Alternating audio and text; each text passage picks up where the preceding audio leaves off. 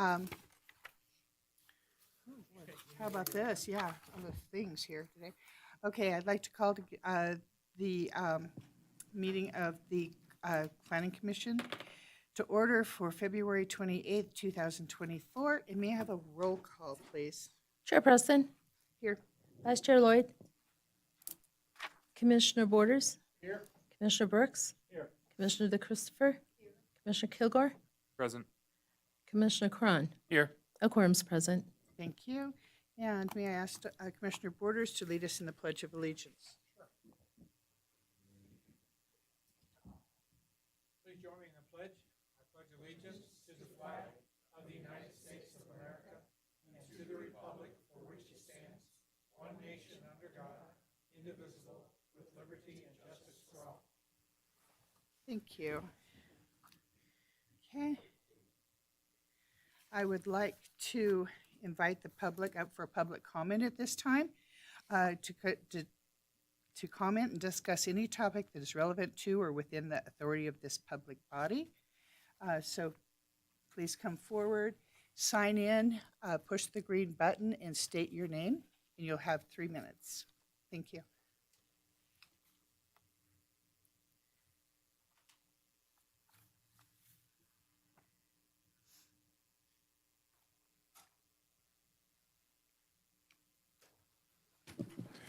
Good evening, Madam Chair, members of the Commission. For the record, I'm Glenn Martell, CEO of the Nevada Builders Alliance. The Nevada Builders Alliance is the largest statewide professional organization representing over 1,100 members in the building industry. We champion construction opportunities and actively address key issues that have the potential to impact our industry. The pursuit of development and the communication related thereto is a central focus for us and our members. Consequently, we support the Master Plan Update Assessment and the Public Engagement Plan. By working together to identify the community's vision and establishing best practice guidelines, we can be assured that the foundation for Carson City's continued prosperity is strong. NBA has always had a great partnership with Carson City, and we extend our thanks to the Planning Commission and the Board of Supervisors for their dedicated efforts in advancing the Master Plan update. Should there be any way we can contribute to the success of this update, we are ready to assist whenever needed. Additionally, on behalf of the NBA Board of Directors, I'd like to invite a member of the public engagement team to present at one of our membership meetings if they would like to. We look forward to witnessing the growth of Carson City because of this outreach plan and the forthcoming changes to the master plan that future generations can enjoy the city as we all have. Thank you. Thank you. Any further public comment? Seeing none, I'd like to call for a possible action approval of the minutes, first of the January 31st, 2024 Board of Supervisors Planning Commission joint meeting.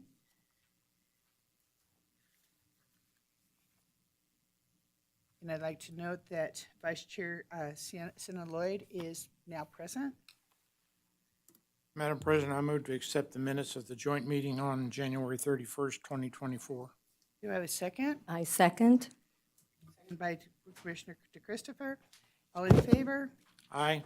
Any opposed? Passes. And now possible action for the approval of the minutes for the January 31st Planning Commission meeting. Madam Chairman, I move to approve the January 31st, 2024 Planning Commission minutes as presented. Thank you, Commissioner Borders. Second. Looking for a second. Second. Commissioner Kilgore seconds. Thank you. And now we'll go on to the meeting items. All in favor? Oh, I'm sorry. How about all in favor? Aye. Aye. Any opposed? Thank you. Okay, meeting minute items is 6A.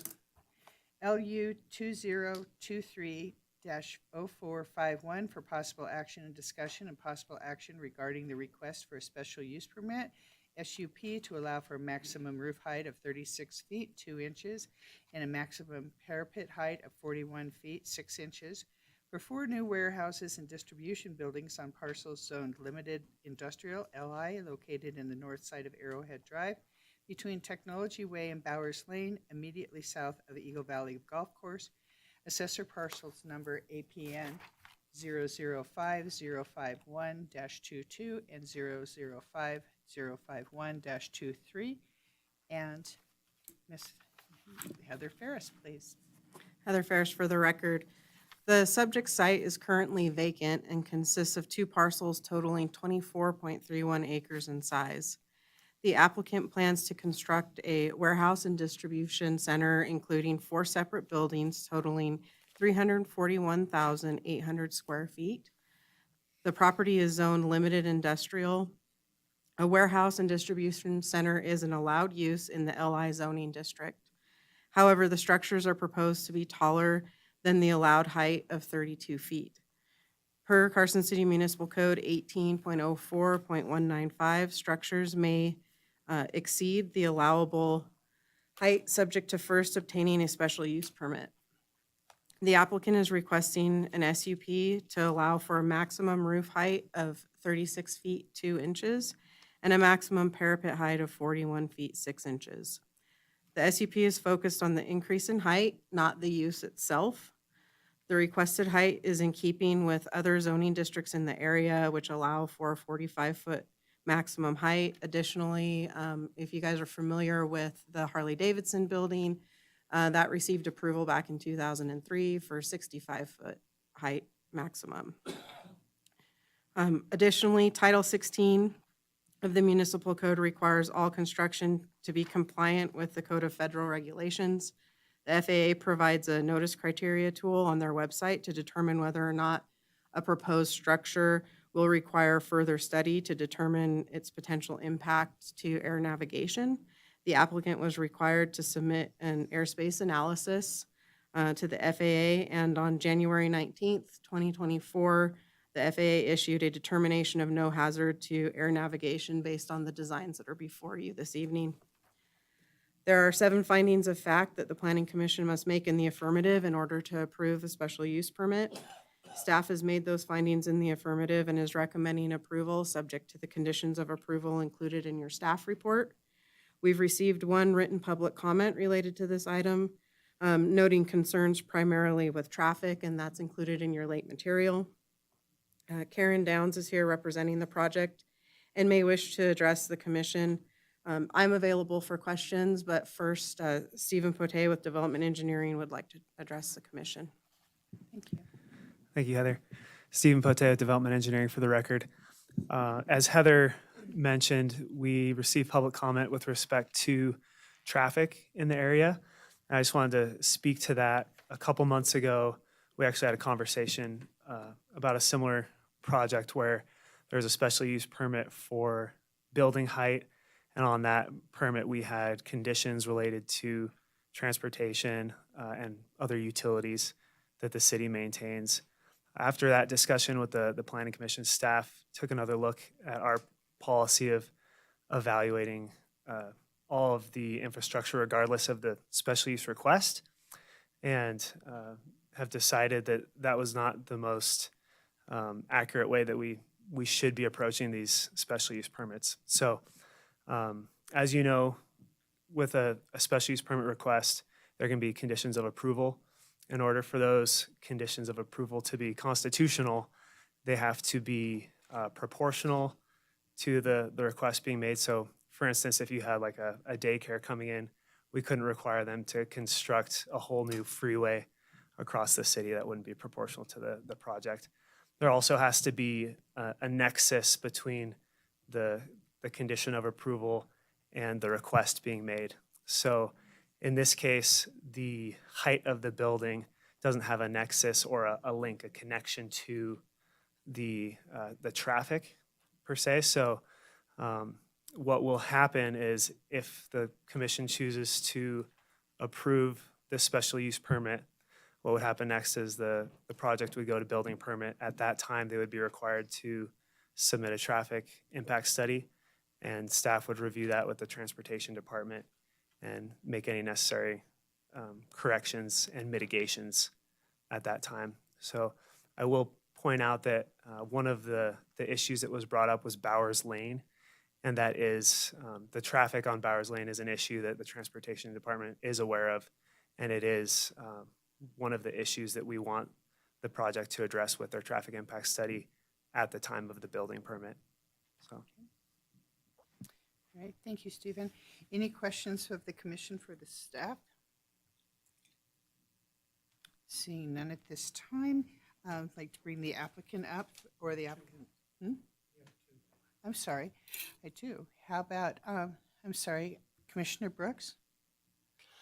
Heather, do you know whether the design decision to raise the height is based on a specific tenant requirement, or is it just a generalized design decision? That is my understanding, but the applicant can speak to that. Okay, and just to be clear, which is your understanding, that it's a general decision or specific? No, that it's specific to the needs of their potential tenant. Okay, thank you. And Commissioner Borders? Heather, this is not a phased project.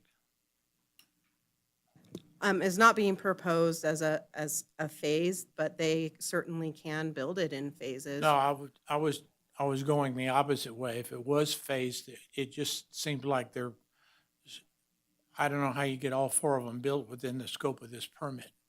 If they're gonna build them all at the same time, I don't see a problem with it. Okay. So it's your understanding that they're gonna build all 4 of them at the same time? Within a certain amount of Yeah, time, yeah, yes. within the Yeah, I scope of believe the- they're beginning with building C, Yeah. but they can speak to their plans for building the other buildings. I believe they're all proposed to be built in fairly short order. Okay. And would the applicant like to come up, please?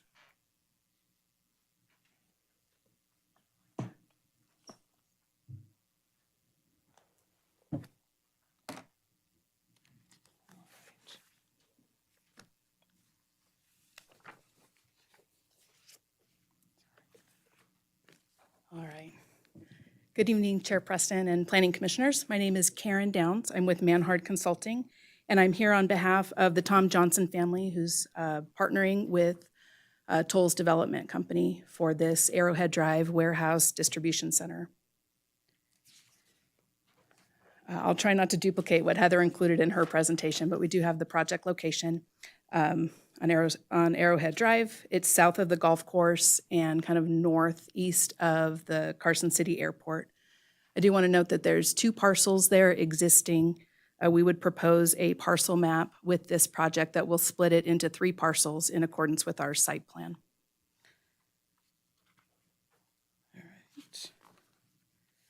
Land use, it has an industrial master plan designation. There are similar uses in the area. What was the Harley-Davidson, now State of Nevada building, kind of to the north, and an additional warehouse building to the south in that industrial use. The existing zoning is limited industrial, and then I also want to point out to the south there is general industrial use, just adjacent to the site. Our request tonight is for a special use permit for an increase in the building height from the permitted height is 32 feet to 36 foot 2 inches. And as Heather mentioned, that definition is for the average building height. It's just the way that the code defines it. And then the parapet height is 41 feet 6 inches. All right, next. So here's kind of a proposed layout of the site. The final design will be with building permit, of course, as Heather mentioned. The use, the warehouse and distribution center is a permitted use here on the site. So again, tonight we're here for the increase in height, not the use. You can see the access on the driveways is from Arrowhead, the 4 driveways accessing the site. The driveways accessing the sites from Arrowhead Drive. And then it's planned so that vehicles, cars, and trucks can access the different, each building. We are looking at kind of a phased development. We're looking at permitting all at one time, but starting with Building C, which is the one furthest south. When we do actually turn in the building permits, they might have different numbers or letters that make sense. But for right now, we've been calling that larger building on the south, Building C, and then phased, depending on when there are tenants, the other buildings would come into development. But all with this one permit, and then the height for each building is with this, would be with this SUP. Again, there's 4 buildings. They range in size from 45,000 square feet to 161,280. We meet the landscaping requirements, or well exceed the landscaping requirements proposed. And then again, you can see the difference of roof height, which is the difference of 32 feet versus the 36 feet 2 inches. And the total building height at the top of the parapet is 41 feet 6 inches. All right, and our, again, I sound like a broken record, but again, this is a permitted use in the LI zoning district. We meet the other development standards other than this height, which we're here before you for the SUP. This will provide for that warehouse distribution space in the existing LI zone. So why we're asking for the request tonight is, as these uses have developed, that 32-foot clear ceiling height, which is what allows for the storage racks to go in, that's really the standard rack storage that's allowed, or that's usable now and considered efficient and modern design. So it's needed for this use and is just a general warehouse design now, kind of a more modern design. So with that 32-foot clear ceiling height, which it needs, it's 32 feet to the top of the ceiling for the racking, it's what causes that 36-foot 2-inch average roof height. We have been in communication with this with Carson City Airport, and as Heather mentioned, that navigable airspace, we were required to get the FAA approval, went through that process and did receive the FAA approval. The increased height on this project won't have any additional impact than the permitted project itself on sewer, water, drainage, or traffic. One other note, that adjacent general industrial zone that I noted was to the south of this project has a max height of 45 feet. So it wouldn't be any different than what would be permitted right across the street. And the existing buildings that are adjacent, as Heather mentioned previously, had an SUP for increased height on that as well, so it won't be out of character with the neighborhood. Next, they're very tiny, but you can see the proposed elevations of the project. They have the 4-sided architecture. They meet code requirements, and then they have different accents throughout. There's some glass elements, steel elements, and then the screening parapet that you can see on the top. And that is all I have. Of course, I'm here for any questions. Okay, are there any questions of the commission of the applicant? Seeing none. Okay, I'm sorry. You gotta get quicker. Okay, Commissioner Borders. Can you go back one slide? This gives the impression, and I guess it has nothing to do with what you're requesting, but it's more curiosity than anything. These look like they're, quote, modular, so that you could have like 3 or 4 different tenants, or 3 or 4 different people in a unit. And some of them can be even made smaller, like 5,000-10,000 square foot instead of, so it's kind of a warehouse building that has the flexibility to take multiple tenants of various sorts. That's the way I'm looking at this. You are. Is that correct? Excuse me, you are correct. It is designed that way. The initial building, if we could go back to the site plan, might even be able to see kind of how it's designed. So on the site plan, I know they are looking for maybe 1 to 2 tenants for that site. But yes, you're correct. It is designed where it can be split up between tenants. And on your, if you take 580 to Reno between Mount Rose Highway and Virginia Street, over there on the west side are some new warehouse units. I think one of them says 5,500 or something. They look very similar to this design. Is that pretty much what you're talking about? You know the places I'm mentioning? I've driven by it. I haven't. Well, I'm not sure. They just built it. Yeah, I know what you're talking about. But I believe in so. my I'm not- mind, that's what I'm imagining. Yeah, And I don't know the specifics of height or size on those, Okay, but okay. but generally. Thank you. Any further questions? Seeing none, I'd like to open up I'd like to open up for public comment. Ooh, I think we still have to come back. Let's see. Okay, so any public comment regarding this application? Seeing none. Okay, do you accept the conditions as are outlined? Yes. Okay, and let's see. Then I think that if she accepts the conditions, would you do, I'm looking for someone to make a motion, please. I'll make a motion. Thank you. I move to approve special use permit LU 2023-0384 based on the ability to make the required findings and subject to the conditions of approval. I second. Okay, all in favor? Aye. Any opposed? Motion All right, passes. thank you. Thank you. Okay. On to item number 6B.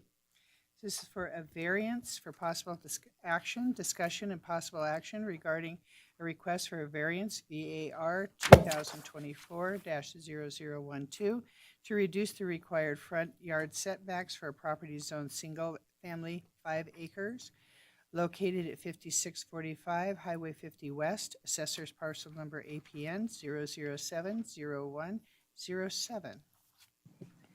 Heather. Heather Ferris again for the record. The applicant is proposing construction of a single-family residence on the subject property, which is just over 17 acres in size and located on the south side of Highway 50. The property is zoned single-family 5 acre, which requires a 100-foot setback, front setback, excuse me. The property is constrained by overhead power line easements, natural drainages, and flood zones. Additionally, this is considered hillside development as there are slopes greater than 15% on the property.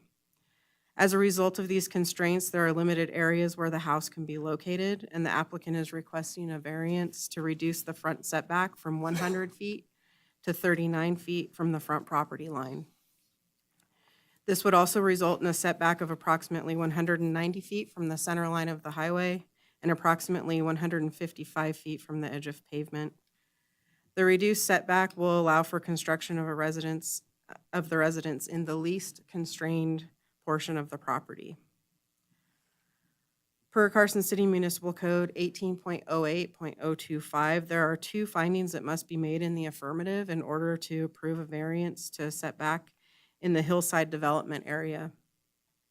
The first has to do with whether the land within the setback is more suitable for development and further advances the purposes of the hillside development requirements. And the second has to do with whether the variance will be detrimental to adjacent properties. As outlined in the staff report, staff was able to make both findings in the affirmative because the land located outside of the setback is more heavily constrained by steep slopes, overhead power line easements, natural drainages, and flood zones. The location of the house also avoids the steepest portions of the property, requiring less grading, and avoids natural drainages and flood zones. The proposed location is also over 1/4 mile away from the closest existing resident, and the project will comply with all other standards of development, including all other setbacks. Based on the ability to make these findings, staff is recommending approval, subject to the conditions of approval included in the staff report. We have not received any written public comment related to this item. David Hain and Joe Cassiopo with RCA are both here representing the project, and I'm available for questions. Okay, and do you have questions of the commissioners? Commissioner Cron. Yeah, Stephen, maybe you can help me with this. This is one of my first hillside ordinance projects that I've had to deal with. And so can you walk me through that process of how the hillside development ordinance really helps shape this project in the sense of why we ended up with the residence where we ended up with it? Absolutely. Thank you very much. So Stephen, again, for the record, Pote Development Engineering. This project, as you can tell from the application, is in a pretty hilly area. The hillside ordinance has a lot of requirements with respect to dimensional criteria. It also has requirements to minimize the amount of grading, which is a key to this project. And also there's a requirement in the hillside ordinance to avoid areas in excess of 33%. So if you look at your packet, there is an exhibit that's shaded in green and yellow and red. In that exhibit, the red areas are that above 33%. So if the house were shifted to the east or the west east, you'd be starting to get into more of those over 33% areas. And from that exhibit, you can really see it's in one of the levelest parts of the site, which is levels maybe a generous term for where they're building. But the other thing that could be done here is pushing that house further south along that ridge that they're proposing to build on. And that would maybe get it outside of the setback. However, that would also force the driveway access to have a lot more grading. There's a low area, kind of a gully that they're crossing. You can see that shaded area on the screen along the driveway. That's where they're doing quite a bit of grading because of that gully that they're crossing. And so to move the house further south, you'd have a similar issue where you're creating more grading for the house and the driveway. Stephen, can you please put up the green, red, and yellow? I think that's the one that is probably. I don't have it loaded in the We don't have PowerPoint. it? Yeah, because this other one just looks like a fingerprint, so that makes it kind of strange. Okay, Commissioner DeChristopher. This question is for Heather. This is the first time I've had a variance come up since being a planning commissioner. And I don't know if you'll know this offhand, but any of the other homes in this area, have they required a variance? And if so, have they been granted? I don't know that offhand. Everything in that area would likely be hillside development, however, so they're going to be faced with many of the same challenges if they haven't built yet. Okay, and I have a question, is that typically in this area, they require 2 entrances for fire. And I'm not seeing 2 entrances, entrance and exit for fire, because I've worked a lot on this corridor. And the other question I have for this too is that I do know that to put in the Tahoe Country Club Road was quite an endeavor. And that actually had some existing aprons and so forth. But working with NDOT, that they eliminated several of those, including the runaway truck ramp and some of the other areas that were in there, and made agreements with the building owners, the house owners at that time. And actually I think there was compensation that was paid to those owners because they were concerned about runaway trucks and semi-trucks and so forth coming down to the freeway. This doesn't currently have an apron, so it looks like you're going to be constructing an apron, but it also looks like it's going to be a left hand in and a right hand out. So I just have those I think are the things that just seem to be very unusual for this particular piece of property, because it was my understanding with NDOT that they only had one easement that was directly on there that was private, and that was the old Schultz Ranch that was shared by that, and they shared Horse Creek. So that's where my question is how can we make a variance and a change when I do believe it does affect the neighbors, who is NDOT, and I don't see any report from NDOT. That's my question.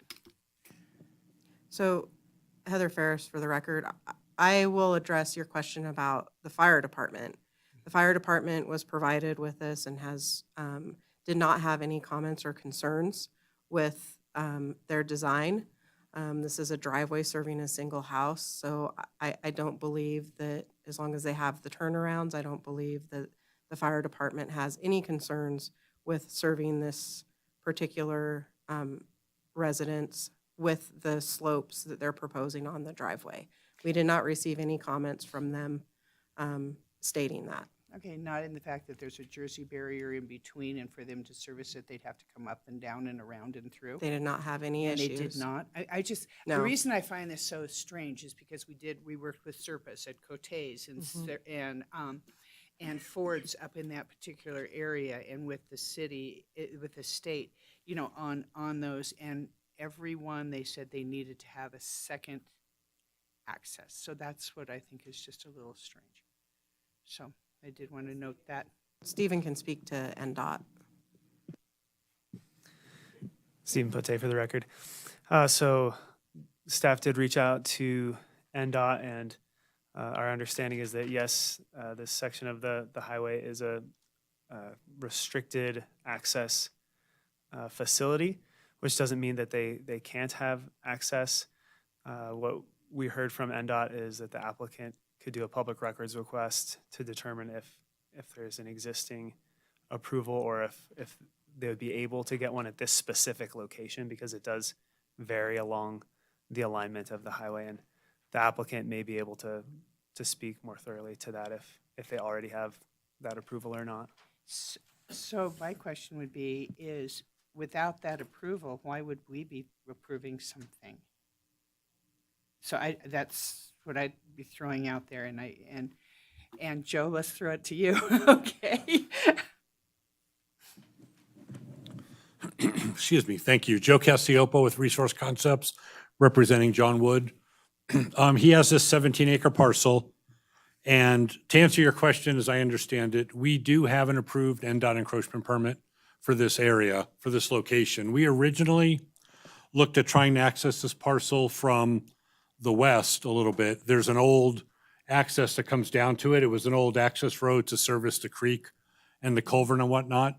And we thought, and NDOT thought that would make the most sense to use that, minimal grading and all that. But we're restricted to a maximum 12% driveway slope.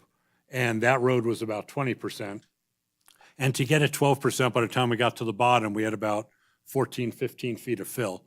And it was right next to the creek. And long story short, didn't work over there. So we moved to the other side of the hill, which is this location. Spoke to NDOT, went through the encroachment permit process. They approved it. The only requirement they had for us, and you can see this approach apron, is it's got kind of long wings on it. And the reason for that is NDOT doesn't require acceleration or deceleration lanes for single-family residential properties. But the way it was set up, they kind of like the idea of people getting off the highway as quick as they can. So we created the bigger wings, the Type 4 approach, which allows people when they're either coming in or going out to get off the traveled way as quick as possible. So it is a right in, right out only. There's no crossing traffic to go up the hill, if you will. If you're coming into the property, correct, you're coming in from upslope, turning right to go in. When you're leaving, you're turning right to go down. And anyway, long story short, NDOT approved it. They didn't have any problem with it. It met site distance and all those kinds of requirements. And then we spoke with the fire department kind of simultaneously when we were working with NDOT, and talked to them about, hey, how do we, this is a challenging parcel to develop, to put a house on. Where we're locating it is really the only reasonable place you can put it. But what are our guidelines for it? And they said, well, as long as you don't exceed 12%, we're fine. Fire department has a requirement that you can't exceed 12%. So if we move the house higher up, it's a shorter driveway, steeper to climb. If we move the house farther down, we have to start diving down with it and try to get it. And it just becomes a lot more grading, a lot more, not more drainage, but a lot more grading to make this work. So, grading wise, we tried to minimize it. And that's why we put the house where it is. But as far as the second means to get in and out or to serve it from the fire department, there is no second means. It's landlocked from the other side. So the only way to get into this parcel is from the NDOT right away. And if we had kind of a horseshoe, if you will, to come in on either side, again, we can't do it. It's just too steep. The other side of this hill, the west side of the slope where the house is, it's truly 1.5 to 1 to 1 in spots. It's 45-degree angle. So you just can't do anything reasonable over there. And you'd be right on top of the creek. So Oh, you have all that grading right above the creek, and we tried to stay away from it. Okay. I Commissioner don't know if that Cron? was a long-winded way to answer your question, Terry. No, that's fine. Commissioner Cron? Hi, Joe. How are you tonight? Good, Vern. Nice to see you. Good to see you. I did have a question now, and one of the things that really helped me grapple with this is is the slope analysis. So I wanted to thank you for that. It Sure. was, I thought that was one of those interesting pictures, and I'm sorry that the public doesn't get to see it, but I really helped that crystallize my thinking on why that was a good spot. Now, you've also identified, on the west side, you didn't want to be near the creek. The other thing that explain to me why you've kind of tucked that back into the hill a little bit, because based on my looking at the elevations, your house pad based on the plans is like at 5,670 feet. But there's no dimensions on the elevations of the house. So I was kind of curious, do you know how high that ridge line is on the house? Truthfully, I don't. We didn't design the house. The house was designed by another firm. Correct. We did the grading. What we did, again, because we couldn't get the house, we couldn't get the driveway up to the house without doing some grading, so we shaved off some of the surface to bring the house down. So the house is essentially 1 story on the highway side, 2 stories on the downslope side. And the owner really had, his original idea was to kind of sink this into the hillside to where as you drove by, you really didn't even see it. Right. It was like the roof was going to be earthen with rocks, but it was pretty challenging to do. So the idea was just to kind of tuck it in the best we could. And that helped us, quite frankly, with driveway slope, because had he not done that, I'm really not sure we could have got this to fit very easily. Well, again, just looking at the elevations and the contours, with your house pad at 5,670, the little hill that you're digging it into is like at 5,684. So there's 14 foot of the house that actually is going to be below the, if you will, the top of the hill. Right. So I think it was stated in the application, and I really dove into that one where it basically said, they're not going to be able to see it coming down the hill. And I think you're not. I was one of the things that corridor into Carson City for me is a very, very visual, important visual corridor into the city. Right. And having a building kind of stuck up there on the hill, granted, he would have the right to develop the property, but I think from the public's perspective, that view coming down into Carson City is really nice, and I appreciate both you and the client trying to address that with the way you kind of tuck that into the hill. Thank So you. I think if anything's going to be seen, it's just going to be a little bit of the roof, based on what I've looked at from the elevation perspectives. Yeah, if you look at that, if you recall, as you drive down the hill, there's a house just up the hill from there that kind of sits on top of the hill and it stands out. And this, exactly what this owner didn't want to do. He likes the seclusion. He didn't want to be seen. He wanted to try to cut noise, and all those things for his benefit as well. And so that's why he tried to sink it down the best he could. And what Heather said is true. Right down slope where the house is, there's a power line and power easements that run through there. And so he can't really get any closer to, even if he wanted to, he couldn't get much closer to it than that. Plus the fact that if he did that, he'd be in the 3-to-1 slope and it starts getting real steep. You're welcome. Thanks, Vern. Commissioner DeChristopher? Is Mr. Wood with us tonight? He's not. He lives in Richmond, California, and with Yeah, I the saw storm coming in, he was a little iffy. concerned. Understood. And if he would have showed up, he was going to show up last night. He would have been a day early. Understood. Well, first off, I was going to tell him, don't send me an invite to the open house. I went to take a look at the property, and it is a little crazy. I think in terms of not being able to cut across the highway, you are literally traveling all the way up to the summit and turning to be able to then head down and get into that very tight spot. And coming downhill and knowing that that's where that drive is, I understand at this point, not a concern of ours because it sounds like the appropriate parties have been contacted and they approved it. But it's just difficult to have a variance variances are tough for me because once you say yes, it opens the door and it starts making that 100-foot meaningless in some regards. And what was tough, I know we don't have it to put up on the screen, but when you look at this, I know we have this little red area here showing this slope. And this one, actually, I don't know if we have this one to show again, but it looks like if you just went a little south, which you were referencing, that it might be doable, but I recognize that the sheer size of the home that they're trying to put on this lot is what makes it difficult. And really what made it difficult and the kind of the brains of this whole layout is sitting in the back there, Dave. I'm just the spokesperson here. But no, really you think 17 acres and you're like, surely there's a place you can put the house that works. But you have the creek running on the steep slope on the west side, and you just can't get to the west side of the property. The only way you can access the property, like if you tried to do it from Old Clear Creek Road, would be to get easements and whatnot through a variety of parcels down there. And I believe he tried to do that early on and they couldn't make that work. And so then when we talked to NDOT said, yeah, actually they were willing to approve the prior one as well, but the issue is with the fire department. We just couldn't make the slope work. And if you're over 12%, the fire department's going to have a hard time responding if they need to.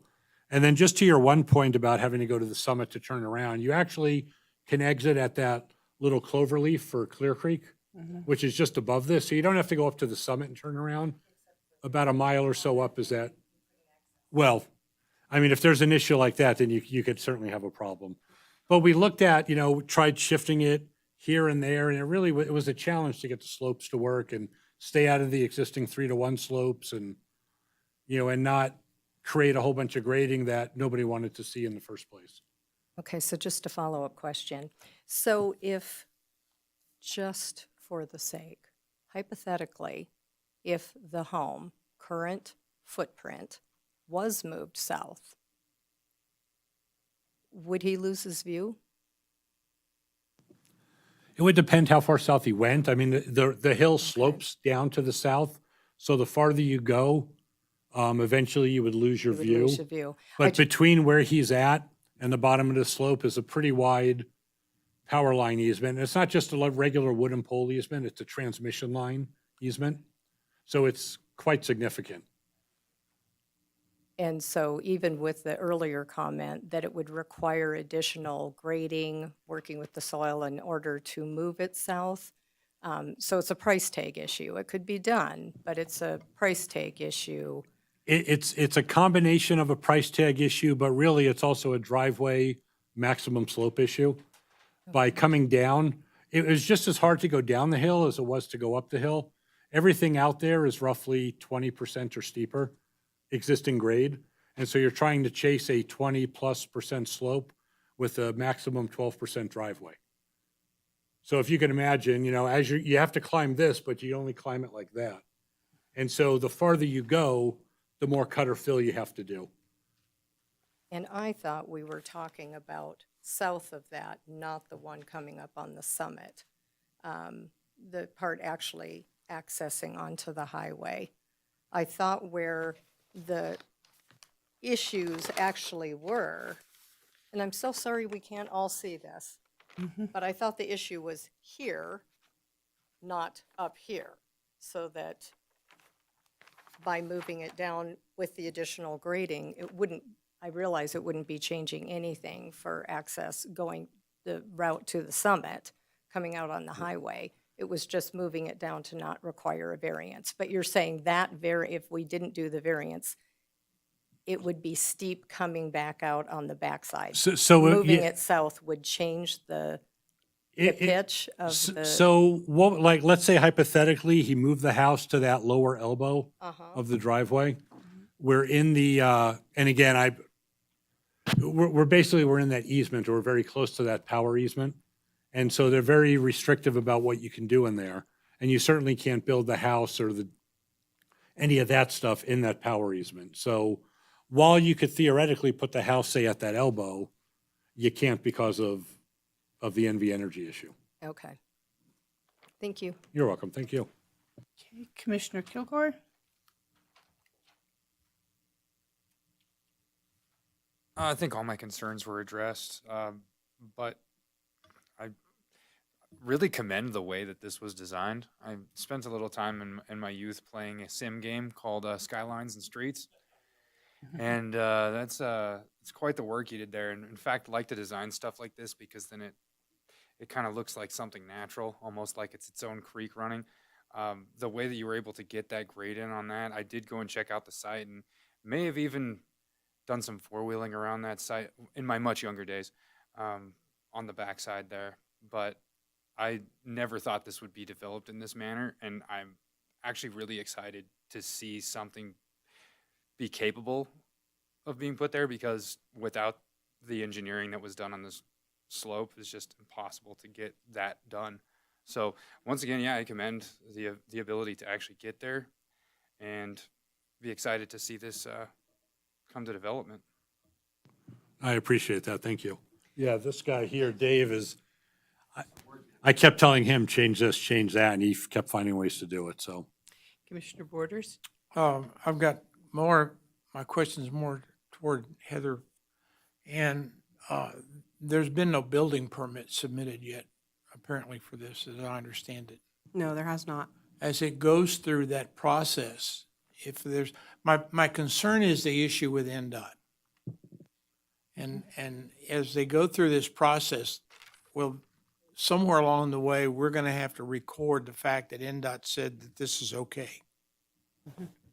And it's not part of what we're talking about today, because we're talking about a variance, but the neighbor that we're varying is NDOT. So I just don't know. It's almost like a chicken and egg thing if you think about what has to happen first. And I don't want to say a condition of the approval of this variance is conditional on NDOT signing off on it, because NDOT's going to have to sign off on it at the plans phase. I just, I don't want to be in the middle of the process, but I'm concerned. I don't get the warm fuzzies from NDOT. Maybe that's the problem. And we were concerned about that too early on. And so when we submitted, we had a lot of conversations with NDOT because again, we were in one place and we had to go to another place. And then we tried to shift it a little farther down on the other side of the culvert to the east. And long story short, we kind of did this kind of thing until we found that spot. And when we submitted to NDOT, even though they only require showing improvements up to the right of way, we showed the whole driveway and kind of had an area, this is the house pad and whatnot. So while I can't speak for them, they have seen this. They saw where the house is going to go and those kinds of things. So it's not it's not a mystery to them that all we showed them was what we're doing up to the right of way. We showed Okay. the whole thing. All right. Thank you. Madam Commissioner Chair, Lloyd? if I may. I understand what Commissioner Borders said, but in listening to the conversation, it feels like part of the justification for the variance is the driveway and the slope of the driveway, and that includes the point of access. And so I think it would be appropriate to have a condition of approval that they demonstrate that they have an encroachment permit from NDOT consistent with the plans that have been reviewed and potentially approved for variance, because it really is part and parcel. He was looking at the slope of the driveway to comply with fire code, and all of that's derived from your point of access. Yeah, what she said. Absolutely. And we're happy to do that. We have the approval and we will, I believe, I can't remember if we have to, but we would submit that with the building permit application so that the city has, all the approvals the pre-approvals that we've had before they've looked at it. Commissioner Lloyd? I just have a comment. I think that based on what I've seen and going and looking at the site, this is one of the only ways, if not the only way, to put this on this site. And in my opinion, this is what a variance is for, is so that a property owner can develop their site and can actually use the land that they paid for and enjoy the land. So I appreciate you coming forward with this. Yeah, no, thank you. Commissioner Brooks? Thank you. Heather, this question is for you and/or Hope.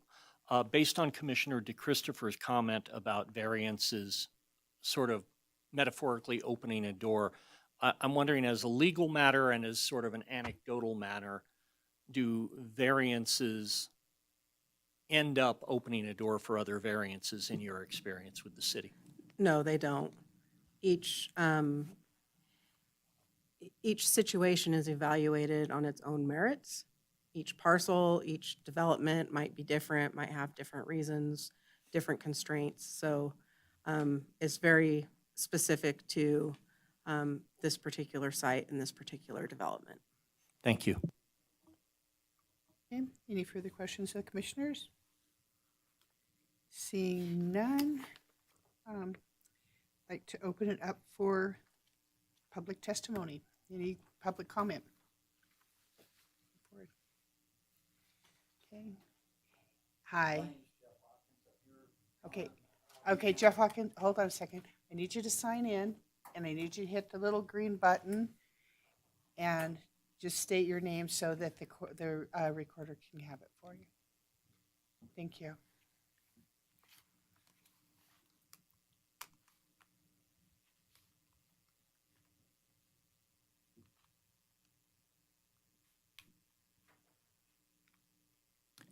Hi, my name is Jeff Hawkins. I'm here to represent Andrzej Bogajski, who is trying to bring the Schultz entrance to Highway 50, which is just above this piece of property, which we feel this piece of property should be used for what John Wood is trying to put together. We've had some challenges ourselves trying to get access to Highway 50, and there was a lot of fire, a lot of departmental stops on it, and we're all here to help him get his project done, but we'd also like to be able to get Andrzej's project done in the same location. The location that Andrzej has does come out on the Schultz access, which was an easement that was provided many years ago to it. Backing up a few steps, I was part of the Ford Serpa project. I owned the parcel that actually had the access that we did shut down at that time. But I'm here to help that so we can help Mr. Wood get his side put in as well. I know these hills are steep and the angles are there. So if there's anything that we can do from our side to help his access, we'd surely like to be present and help in that. Thank you. Any further public comment?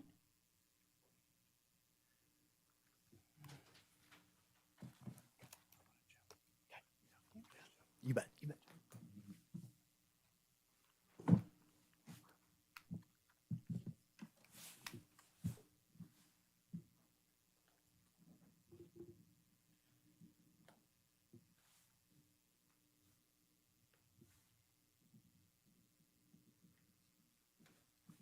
This is on. Green. This is green? Okay.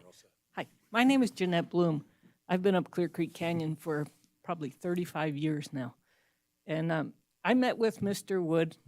I happened to be over in the Bay Area and spent a couple of hours with him, and I really appreciate the thoughtfulness of his project, that he's trying to accomplish several things. One is that highway is incredibly loud, and building into the hillside will protect him from the loudness of the highway. One thing that we just learned in that neighborhood is those power lines are incredibly loud. When the wind was blowing the other day at 40 miles an hour, it sounded like a train coming down Highway 50, nonstop ringing. Something that we're going to talk to the Public Service Commission about because it has changed the character of the neighborhood, that noise.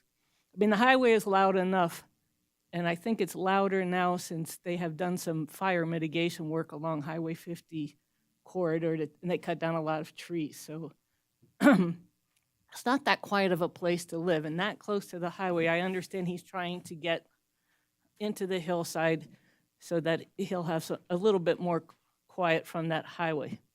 And one of the commissioners, Christopher, asked about variances.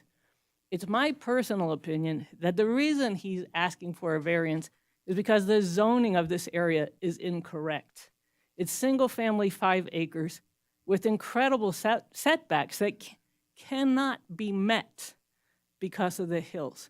I think most of the homes, the majority of them, were built before the master plan of 2006 changed the zoning from conservation reserve to single-family 5 acres. And I know later on you're going to, it's not maybe the proper time to talk about the master plan, but I would like to see the master plan changed and get Clear Creek out of that single-family 5 acres and recognize that it's a hilly area. The other parts of town, I brought it up with Heather the other day and asked her, where are the other areas in Carson City that have single-family 5 acre zoning?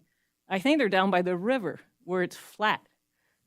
And I think this area needs its own special zoning, or anyone who wants to add on to an existing house, they're out of compliance now because all the houses are built within that 50-foot setback, within the 100-foot setback, because it wasn't there when they were built.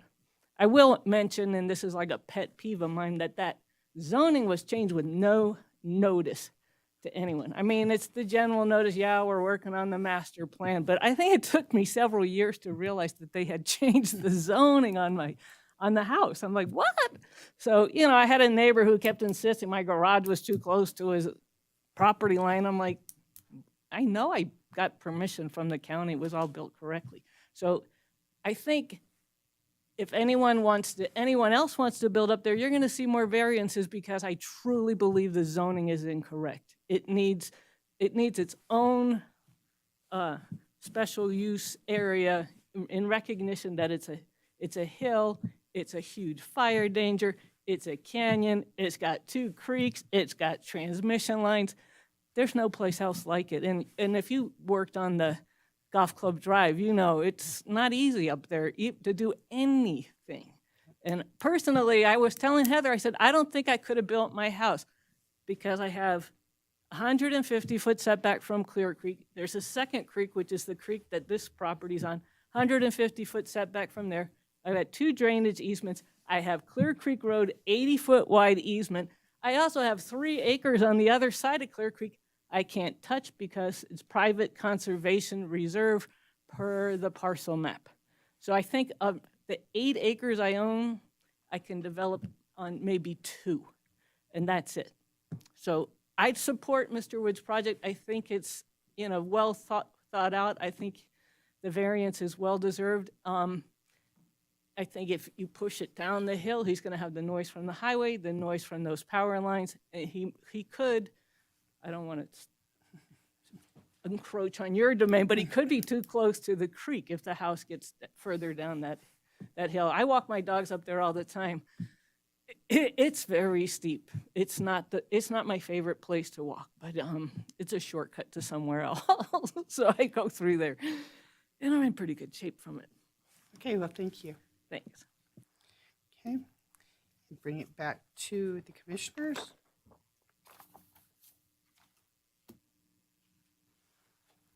Okay, Madam Chair, can I ask a question? sure. And I'm sure Stephen Pote caught this, but I'm looking at the plans and having not worked on it. I just want to verify that there's nothing in this project that's going to compromise the Schultz easement, what the gentleman's referring to as the Schultz access easement. The short answer is no. In fact, who he is talking about, Mr. Begeiski is one of our clients as well, and we're trying to help him through the development of his parcel, so we're very aware of it. And no, this doesn't compromise it. Understood. With the 2 pages, the first page doesn't show the house but shows the easement, and the second page shows the house but not the easement. So I just need to verify for the record. Thank you. Okay. And are we ready for a motion?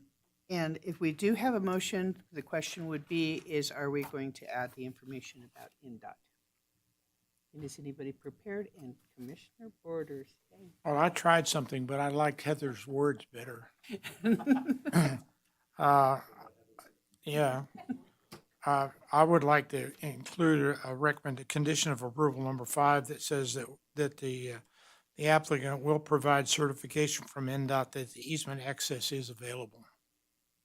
Can I suggest? Yes. With the submittal of the building permit application, the applicant shall demonstrate approval of the NDOT encroachment permit consistent with the plans approved with this variance. That's what I said. Okay. Looking for a second? Seconded by Commissioner Brooks. All in favor? Aye. Any opposed? Is that acceptable to the developer? Yes, we accept that. Congratulations. Thank you. Okay, Chair, before you go to item 6C, if we can just revisit item 6A. There was a typo in item 6A in the motion. The case number was LU 2023-0451. The number that appears in the motion was red, is not that number. So just for the benefit of the record, if we can just verify that was the intent of this commission to approve under item 6A, LU 2023-0451. who had made that motion?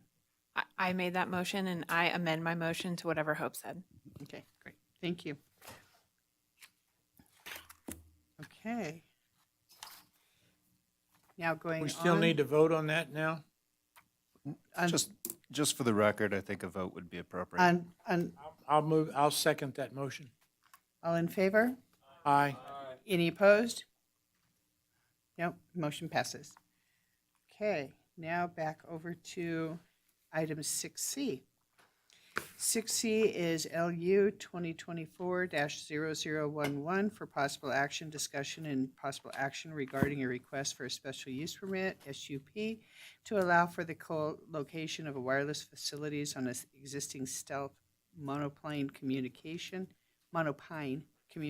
tower on property zone single-family 5 acres, SF 5A, located at 5364 Sierra Highlands Drive.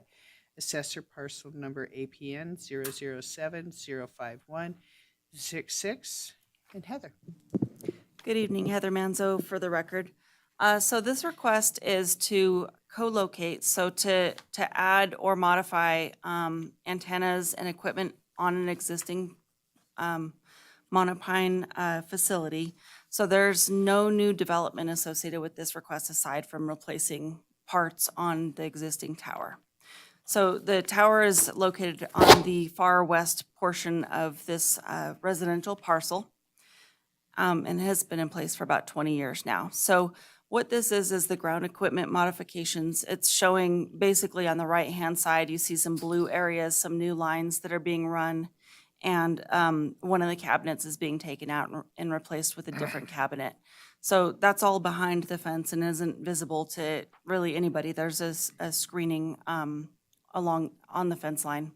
So that's not really visible from anywhere. That's ground equipment. And then what this shows is this is a photo simulation that was provided by the applicant themselves. And what it shows is on the left-hand side is what's existing. So there's already some existing antennas and equipment mounted to the pole as it is today. And this is at the uppermost part of the existing pole.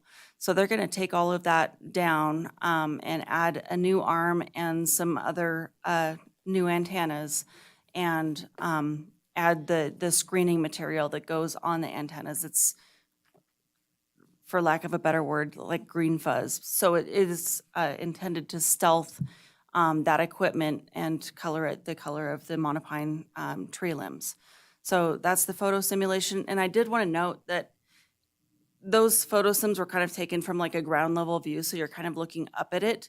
I wanted to provide the perspective of what the traveling public is going to see and what they see today. So this is, the next two slides are views from Highway 50. So this is eastbound heading into town, and there's the antenna with the surrounding existing trees. And then this is your westbound view. So in terms of stealthing, this is achieving as much as you can when you're putting a man-made structure in a forested environment. So in terms of the existing structure, it is a stealth monopine structure, and this applicant is purely looking to replace equipment to support their new lease. So with that, staff was able to make all of the required findings. We did receive one public comment, which was distributed yesterday as late material. That actually came from the property owner. And the city has very limited abilities to regulate these facilities. The federal government has passed multitudes of laws requiring that local governments allow for these facilities to be placed. And there's criteria in our code that talks about distance requirements from one pole to another pole, and a requirement to allow for co-location. So to allow on one pole, multiple companies that provide service to be able to use those poles, so that we don't have just one, provider, kind of monopolizing that location. So in this case, I think there's probably 3 or 4 different service providers that are located on this pole. So you do have that in your package. If you have any questions about the comments that the applicant or that the commenter had made, I'm sure that the applicant can address those better than I can. So that concludes my presentation, and the applicant is available if you have any questions for them as well. Commissioner Lloyd. This might not be for you, Heather, it might be for the applicant, but I would like to understand how a property owner does not agree with what is happening on their property if they have signed a lease with a company that is providing service on their property. And then let's also go for Commissioner Cron. Yeah, I guess mine's going to be more for the applicant than actually for Heather, so. Okay. All right, and, okay. And are you the applicant? Okay.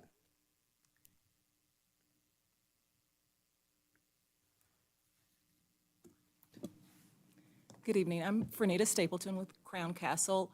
I am the agent for T-Mobile, who is the applicant. And to address your question, Commissioner Lloyd. Can you put in the microphone closer, please? Thank you. Better? Better. Okay. The questions and concerns that the landowner has is not actually dealing with the tower itself. It's more of a safety and health issues, and they have been addressed through public communications that's visible and available for the public. I guess my follow-up to that, though, I mean, like, if they didn't want to be in a lease with, I'm assuming your company, to have that service on their property, I'm sure there's terms and conditions of said lease, but they could not be in that lease. Is that correct? That's correct. Like, there's nothing outside of that agreement between your company and that property owner that's keeping them in that lease. I'm just clarifying. That's correct. And it's my understanding that, as was stated before, this tower has been in existence for about 20 years. And these landowners, I believe, have only been landowners for this property for 2 or 3 years.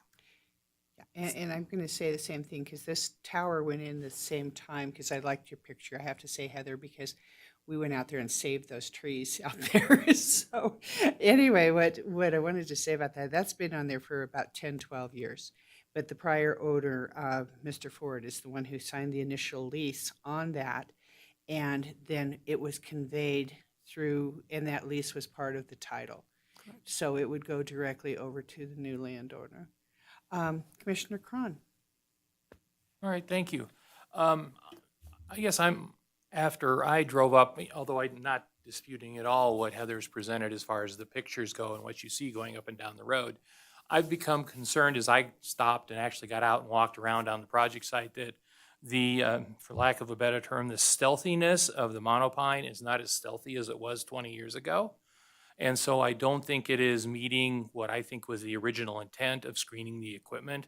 If you go and you look at the monopole pine, you look at the branches, there are a lot of branches, and this is understandable because 20 years and the winds that come down that valley or down that creek corridor and canyon, and just the ultraviolet deterioration on stuff like that. Is there any consideration as a part of this project to, again, just kind of for lack of a better term, to address that maintenance issue on those branches so that it becomes, I think, back to the original screening that was intended it to do, and I don't think it reaches that today? I think that could definitely, can you still hear me? Yes, I think that we can definitely, as this applicant is actually T-Mobile. Crown Castle is the owner of the tower itself.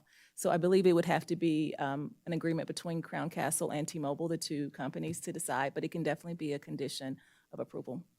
Okay, because I do have one to offer if the other commissioner is ready, but does that make sense to you? The over 20 years, it is just the stealthiness. Right. Has just gone away, and I don't think is truly achieving the visual screening that I think was originally intended. I do think that's understandable, and the Thank company you, is. that was my comment. Oh, okay. We need more forest in the trees. Is there any other questions or concerns for the commissioners? Seeing none. I can make a Commissioner motion. Cron, you want to take it on? I'll take that on. But Oh, I'm sorry, public comment. Go ahead, I'm sorry. I'm sorry, we missed that on this one. Thank you.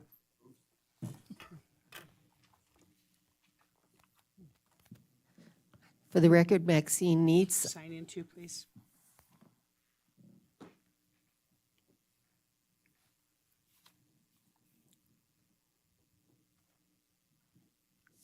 For the record, Maxine Neitz. I have no objection to the tower per se, but I was a T-Mobile customer, and their service in Carson City is terrible.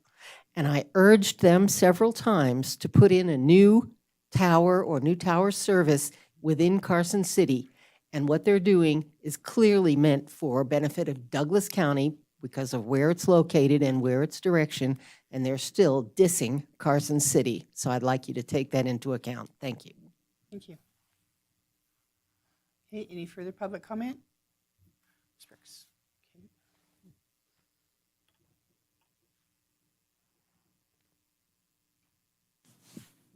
My name is Jeanette Bloom. These are my neighbors, Kelly and Jorge Tarango. You asked a question about how can these people who lease this land be upset about the lease. It was like any other landlord-tenant relationship. You can have a terrible tenant. And, I can't, Kelly is working out of the area, and I don't want to give you specifics, but I know that when they put in those new power lines, they had a lot of issues with Crown, I guess, not T-Mobile, I think Crown owns the tower, with putting trespassing on their property, cutting their trees down, putting a generator on their land, because none of us had power half of the summer when those power lines went in, and including that tower. I mean, it's understandable what they were trying to do, but just in the Tarango's defense, they don't have the best tenant, and I think, they bought the land with the tenant on it. But, I do like my I remember Clear Creek with no cell phones. I like my cell phone too, but I understand their concern. Thank you. Okay, any further comment?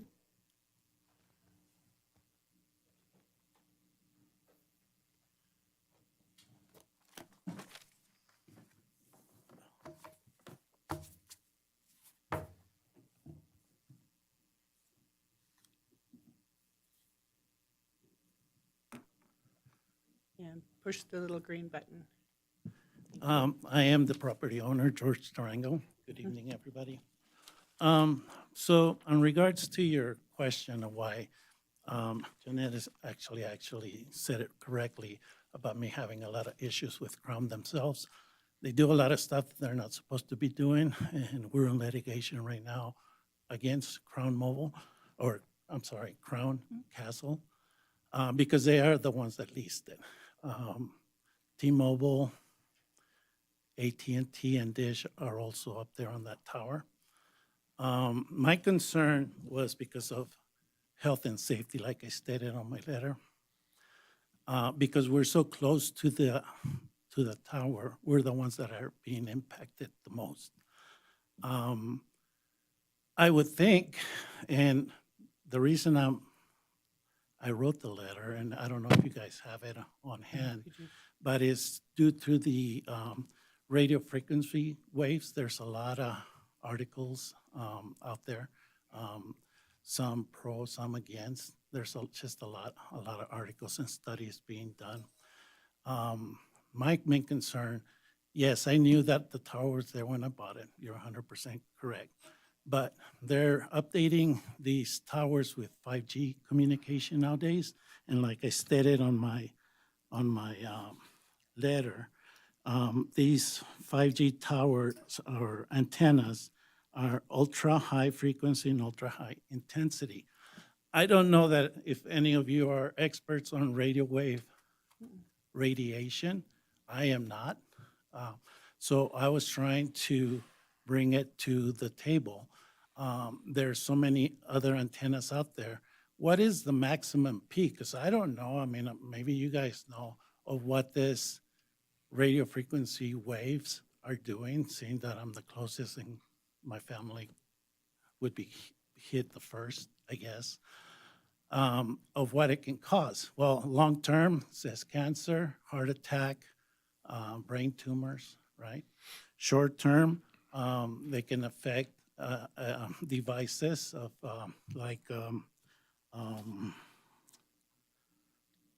insulin pumps and heart monitoring devices. So that's where my concern is. I've never seen a study made by anybody, Crown Castle, to say, I have all these antennas up in this tower at their maximum peak.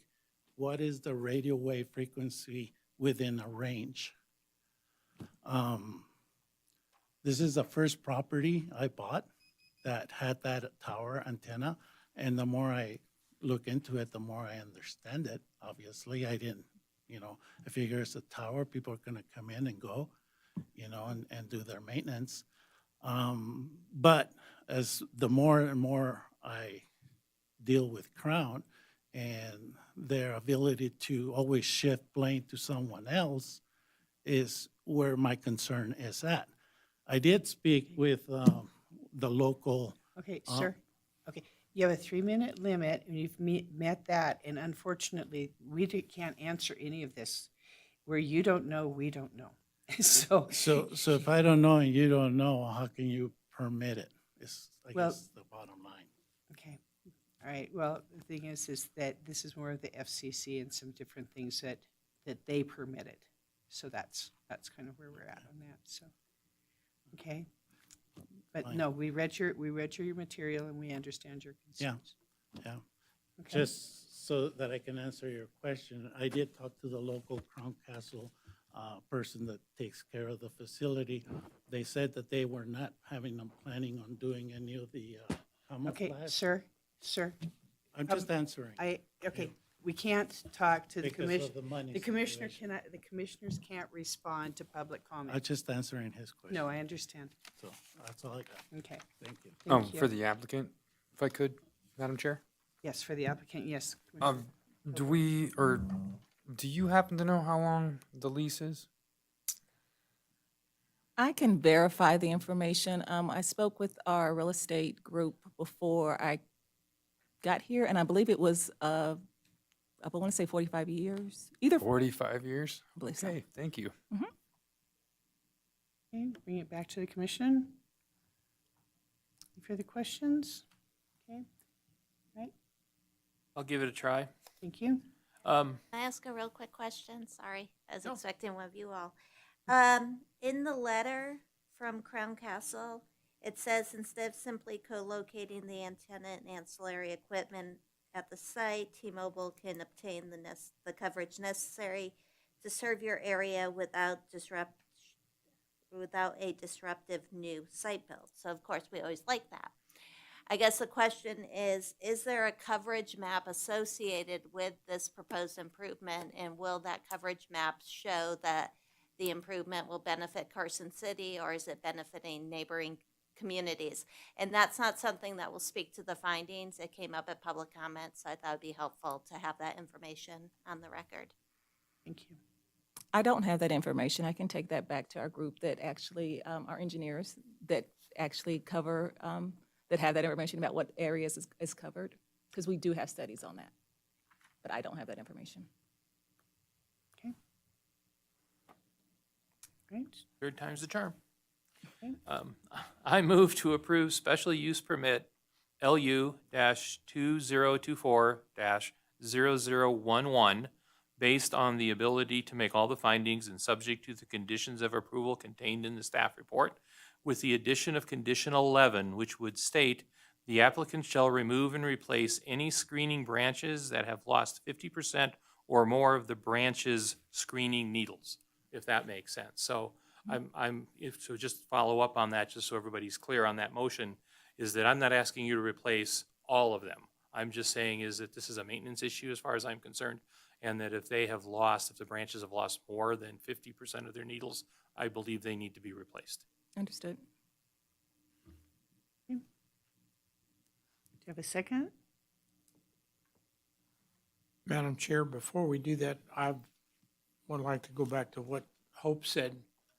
I would like to see whether or not this is coverage for Carson City or somebody else.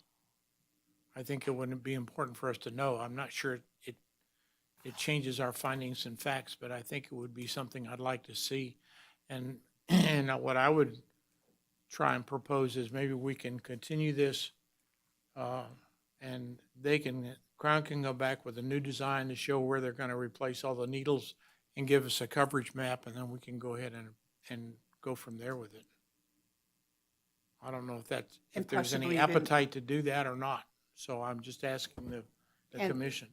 The applicant willing to continue it and come back with a, Heather Manzo, I didn't see a coverage map in the packet. Did you see something? The package is a couple hundred pages. I can take a few minutes and look through. So I think it's also something that we can make sure they include with their permit application if that's something the planning commission feels comfortable with.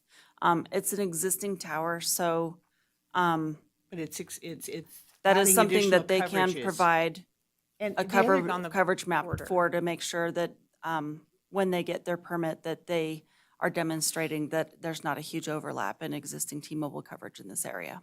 And can we add in something in there too, as in regards to the 5G and what the effect is? If they have something that they have on that, or it's approved by the FCC, or something in there that shows that this is being looked at, or not? Is that even possible? I just don't know if we have jurisdiction over that topic, so. We have the jurisdiction think over we how can many ask the things can be We added can ask on. the applicant. So for the applicant, I'm hearing three things. I suspect you have some type of document that articulates sort of any health hazard associated with these type of towers. So if that could be provided. Obviously, they're looking for improvements to the screening, given the age of the trees. And thirdly, a coverage map that in looking at the packet, I didn't see a coverage map, so I don't believe it was submitted. Are you willing to continue this item to provide that information to the commission? So I do have a follow-up question. So that means at this point in time, it would not be approved and I would have to return back for the next commission meeting, or upon approval? Correct. That's why the question is, would you be willing to continue the item to the next meeting and provide that information? Is there another opportunity or way to do that? Just because as Crown Castle, I'm the agent for T-Mobile. I don't want to speak for T-Mobile. Okay, so are you authorized to continue the item? I guess if there was no other option, I would have to. I guess the commission's just asking for things, and Heather's suggesting that it be handled at staff level, which I understand that, but I also think, the motion I'm hearing, particularly on the trees, I think is really it's very specific, but we want to work with you, obviously. Well, wouldn't our other option be to go ahead and table it for another day, or, reschedule it, right? Well, Or to deny it outright? I mean, that might be a possibility too. So, that's what my question is. With a cell tower, there's a clock, and it's a federal law. And so that's why I'm asking the applicant if she's willing to continue the item, because with her agreement, we can continue it, articulate exactly what you're looking for. She can come back with it. Just for part of discussion, anytime I get a chance up here to stop a corporation from telling someone what they can do on their property, that's when I know I'm doing the right thing. Peaceful enjoyment of your own property, that's what we need to be standing for. Commissioner Lloyd?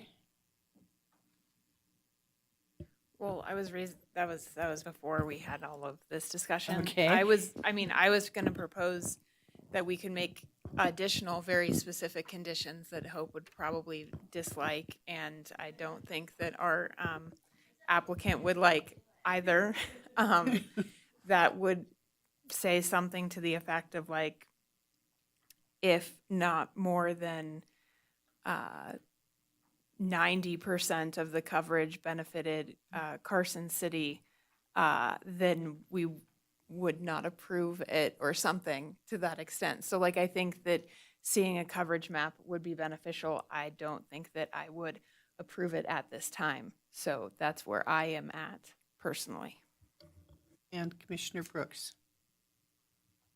Thank you. My questions to my fellow commissioners, I want to make sure I understand where the direction is headed.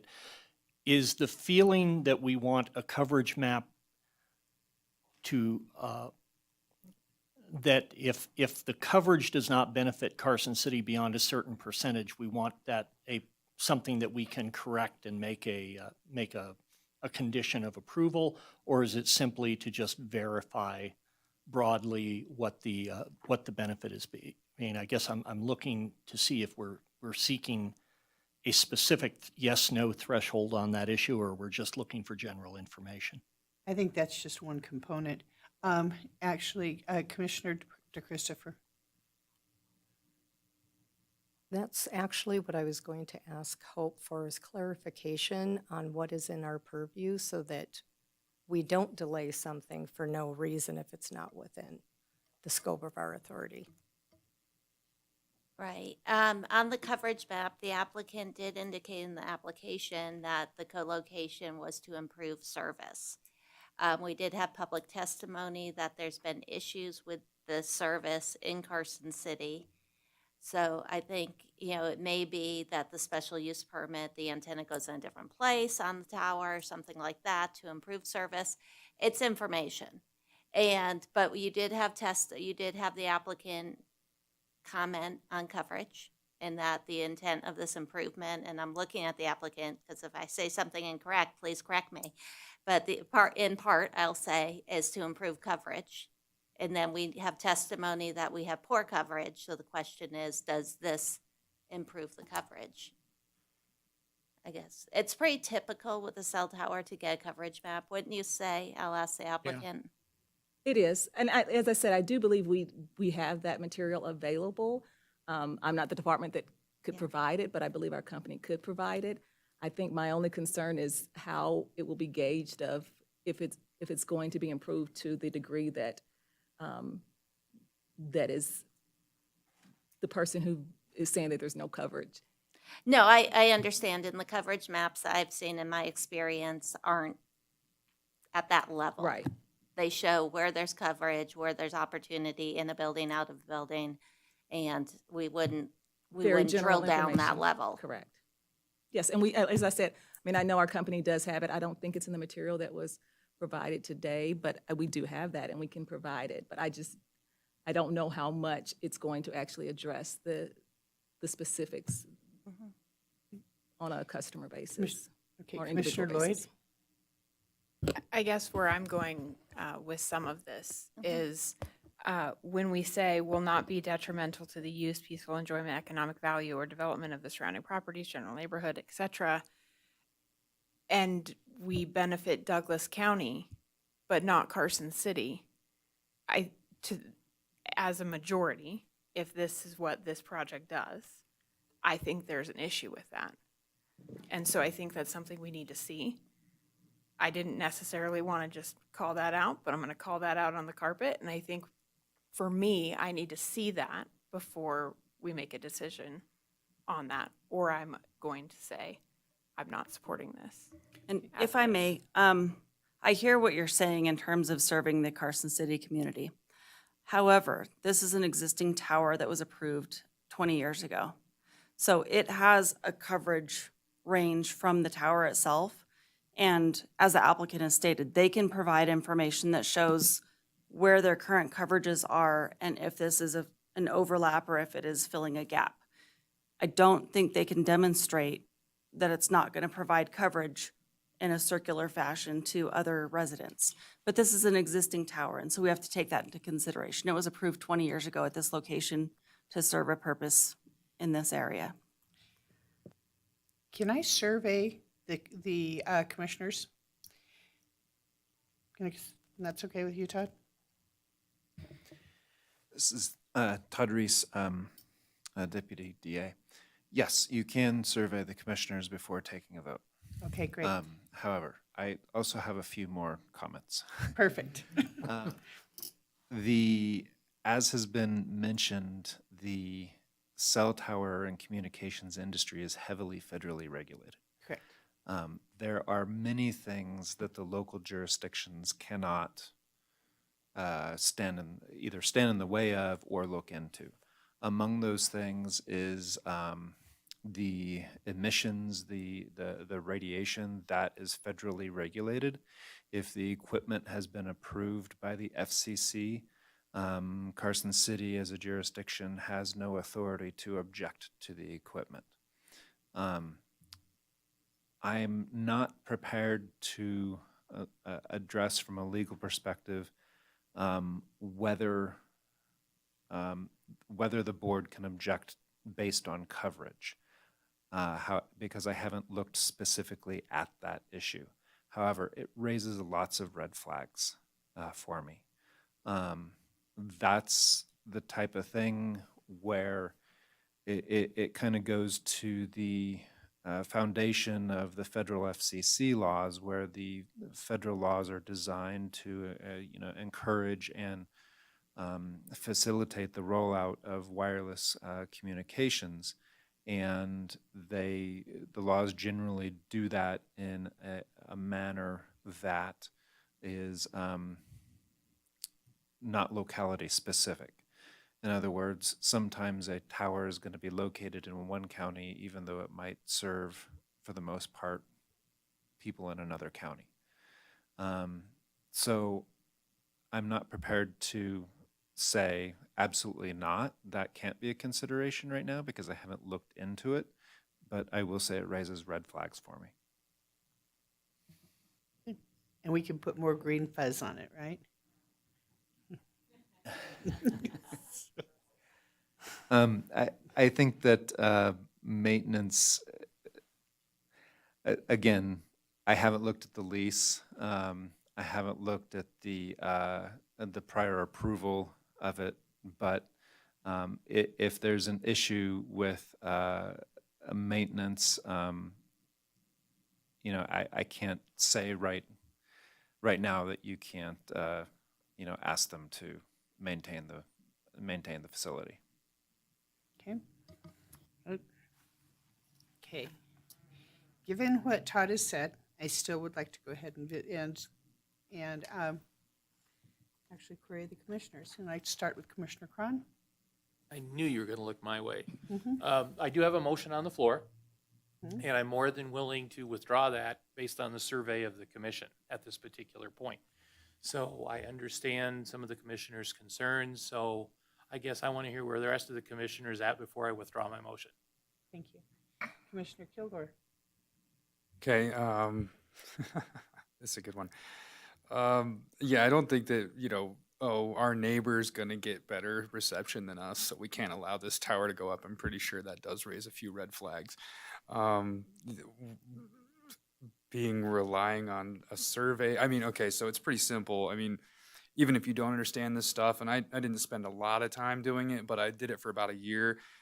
You're installing something with a higher frequency, higher intensity, obviously, you're going to get better service from that. It can't really be tested until it's installed because everything can affect it, from the way the sun comes down to a leaf, to a branch, to a mountain in its way, to the way the wind blows, power lines, everything can affect this frequency. Higher concentrations of different types of ore in the earth. It is that delicate. So it cannot be tested for intensity until after it's been installed. Depending on, of course, that's location to location. It's completely dependent on location to location. So, you know, if we're talking about your backyard compared to the person across the valley's backyard who doesn't have anything in the way, then of course there's going to be some deviation there. But like we said, it's not about our neighbor gets better reception than us, so we're not going to let you put this tower in there. It's simply, to me, a simple matter that I'm not going to let someone who owns their property be told what they have to do by a corporation. It's that simple. Thank you. Commissioner Borders?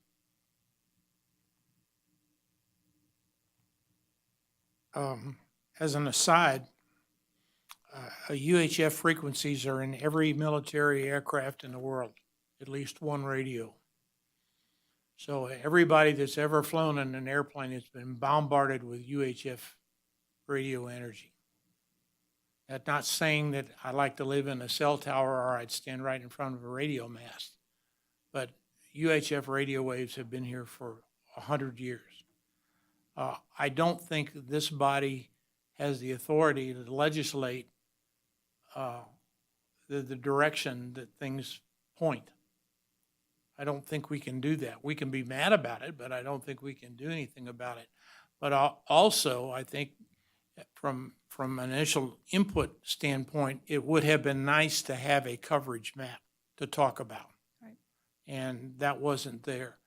But I do, and I also finally think that we can, as a board, ask for more fuzzies. Yes. And I think that's something we can do. Now, I don't think we can do the others, but I think that's something we can do. Commissioner Lloyd?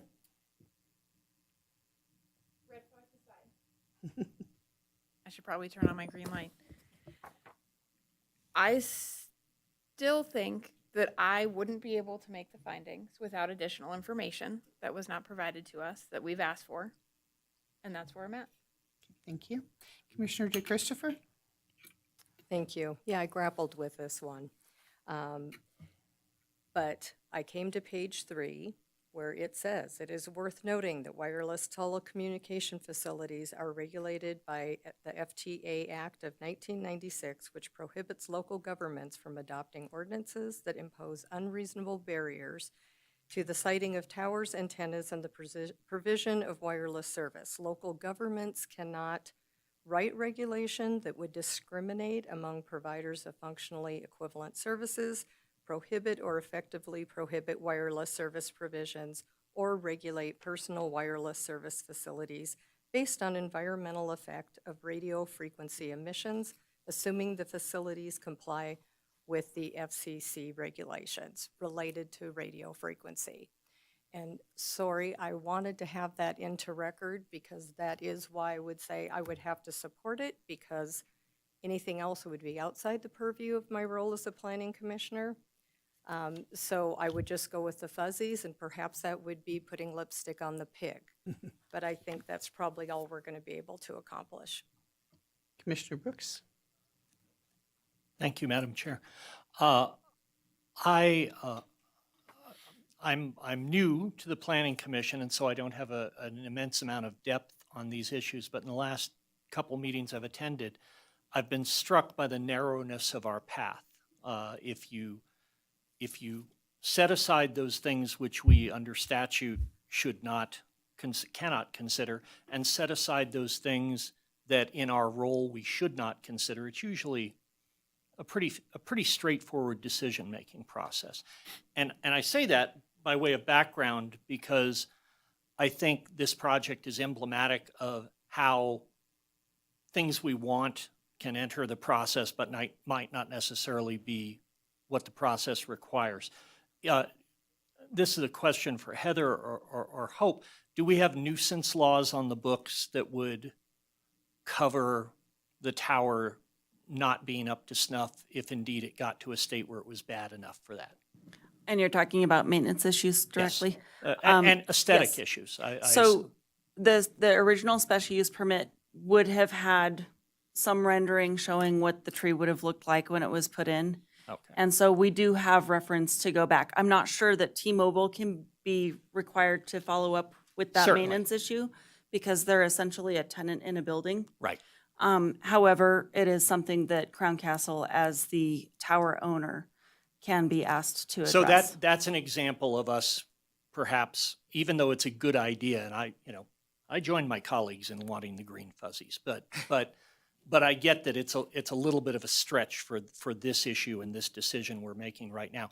I would like to see a coverage map, but I absolutely do not believe a coverage map should be, and a certain level of coverage into Carson City should be dependent on the approval of this. I mean, frankly, it's their business. For us to link approval to a certain level of coverage is extractive on this body's part. And I'd like to say my comments in the fact that this is under a special use permit. And in order to get a special use permit, you actually have to have permission from the owner. And I understand that you're the tenant, but you had to have permission from the owner, and they have to actually agree to the findings. You're asking, will we accept it? But if we put additional conditions on, then that owner has to accept those conditions too if they want you as a tenant. So it's kind of in a circle. So where I'm at with this is I knew that we could not do it because of the FCC, and I appreciate you reading that into the record. But at the same point is I think that, yes, we can go ahead and make the conditions in regards to the branches, the fuzzy, the conditions of the unit. The other thing that I would like to know more about too is that typically on a cell tower, they have generators and this and that. They said that there was all additional noise and so forth that they were hearing because of the generators. My question is in the original permit, did they have anything in there that had something in regards to mufflers on the generators? So that's why I'm kind of saying, okay, if we're going to go down the maintenance route, and this is what what it seems to be with the commissioners is that we know that we're tied into this little thing where we can only really address the maintenance of the landlord's property to allow the tenant to be on here, is that can we revisit that original special use permit to find out if they had anything in regards to the noise from the generators and the requirement to keep the branches on there and maintained? I believe we do as a separate issue, yes. So essentially, if a special use permit was approved for a certain look and a certain operation, and over time that's not complied with anymore, we do have a code enforcement path that we can take on that. Okay. All right, now I'm going to send it back over to Vern. Well, at this particular point, let me withdraw my motion, and then we can see if another motion goes out onto the floor. So for just kind of the sake of moving this along, I'll withdraw my motion. Okay. See if there's another motion that wants to go out. Anyone willing to go ahead and tackle it? Have they accepted these conditions of approval? Has she Well, accepted? but we're putting additional conditions on. I don't know if we are or not, but I just need to know if they accept these first. Okay, have you accepted the initial ones? Without the things that we're discussing? Oh, yes, sorry, Okay. yes, Yeah, I have, I'll yes, bring you we right have. back. Your Crown Council has, Yeah, yes. back to the initial ones that are written Correct. in the report. Yes. Okay. Now, would you consider additional conditions regarding the maintenance, or does that have to be a code enforcement to the original owner? I believe the applicant already offered up acceptance of that condition, so that can be added, sure. Correct. Okay. And what about the noise too, on the generators? So in this case, I did confirm with the applicant early on in the process because I am aware of previous complaints. This request is not installing any new generators, so there's not going to be any additional noise associated with this request that's before you this evening. My question back then, if we can look at this as possibly a code enforcement issue as a separate issue to, verify that because as the tenant, they can accept this, but it's still up to Castle to put the green fuzzies on, and they're ultimately the ones that are going to be responsible for it, correct? as the The- owner. Are we talking about the noise from a generator right now? Right, right, Okay. because that was another thing that came up, and I do Right. know that that was a concern when this was initially put in. Mhm. The city doesn't have a noise ordinance. We can certainly look at the original special use permit and see if they identified a maximum decibel level for that generator. I'm not optimistic that's the case, but if it is the case, we can certainly look into whether or not that generator is operating in compliance with the conditions of approval, should there be a condition of approval relative to decibel level. Okay. So we can do that, but that has nothing to do with this SUP. As Heather said, we'll just do it. Right, just do that on this, on the outside. And is that the same thing we would do with the green fuzzies? Or I can we think make you all, this a you all condition made here? a condition of approval relative to supplementing the plantings. And, yeah, and you can also ask that the plantings be maintained. Well, they're adding more antennas, so I think the motion would be that they provide maintenance and repair and additional camouflage to the tower as a result of the new antennas. Okay. That would be my condition. Do you want do you want a performance standard? Like what are you trying to achieve? Because that, when staff has to review the planting plan to approve it, it would be good for staff to understand exactly what your end goal is. Is it for it to be 80% obscured, or? You want to tackle it, Vern? Yeah, this really isn't a planting plan in the sense of real live plants. It's basically a camouflage of the tower. So it's all synthetic or some sort of non-living material that's actually screening the actual tower and the equipment.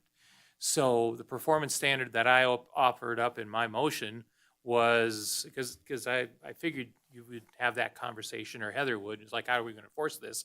So I was throwing out the idea that if those branches on the tower have lost more than 50% of their screening needles, or fuzzies as we've been kind of nicknaming them, then that would be the standard for which then that particular branch would be pulled off and a new one put on. So again, it's a little bit subjective, but it's not, I think, again, to me, it's a maintenance issue. So I personally don't feel we should be trying to get them to replace all the branches on the towers. But I do, I think Mr. Border's point is a good one. I think there's that nexus there, is that they're putting on more stuff. So I think they should also address then, some additional branches potentially as well. So anyway, so that was my standard for enforcement, was saying, look at the branch. If it's about 50% gone, put a new one in. We go back again to what we're saying, that's not part of what this project is. I think all we can require is that they provide additional screening for the new antennas. Now, my question on that is, we've had SUPs that actually have made us replace aprons on driveways to facilitate a use. This And is that was a Todd Reese. requirement. Let me jump in for a second. Yeah. What you're looking to address is the aesthetics, if you will, of the monopine. And when the monopine was initially installed, I don't know for certain, but I would imagine that there were certain aesthetic requirements that it needed to meet. And I certainly, I think that you could say that if it's not currently meeting those aesthetic requirements that it was required to meet, that there be a condition that the applicant repair, if you will, the aesthetic portions of it to meet the aesthetic requirements that were part of the original application. I don't think that gets us there. I think to be a little more specific, just glancing at the pictures, and Heather probably knows better than I do, the aesthetic intent was probably to look like a pine tree. So I think if we just say that maintenance will be done to yield a pine tree appearance or something like that, then they'll need to supplement the, what are we calling them, fuzzy green things? To Branches. give a pine tree appearance. But this SUP is for T-Mobile as a tenant. But the landlords are responsible. Yeah, so I'm thinking the only thing I can require in this SUP is that T-Mobile provide aesthetic pine tree coverings for their new antennas. Then, aside from that, we've kind of put them on notice that we want the thing fixed. And the mechanism for that is if it's not fixed, then we can review the original SUP, just like we did the asphalt plant if we wanted to go that far. I don't think we do. Madam Chair, do you want to ask the applicant if she's willing to bring the appearance back to looking like a pine tree? Are you willing to bring the parrots back to looking like the pine tree? Yes, I feel like that the applicant and Crown Castle as a company would be willing to do that. Okay. And as a condition, and would there be like a timeline or? So it would be as normal conditions with the building permit. They'll have to demonstrate those improvements are proposed. Perfect. Okay, Commissioner Brooks? Just as a matter of clarity, does T-Mobile have any responsibility for the aesthetics and hiding their new equipment, or is that entirely on the project owner or the property owner? So because this is in a residential zone, the stealthing is a requirement. So, and they're actually proposing, T-Mobile is proposing to put the screening on the new equipment that's going up. But I feel like this condition's taking it a step further to say the limbs are damaged, we need to have it, fully screened. I just wanted the clarity because I think it has something to do with how we phrase this moving forward. Thank you. Okay, commissioners, do we have someone willing to go ahead and put this forward? Mr. Cron?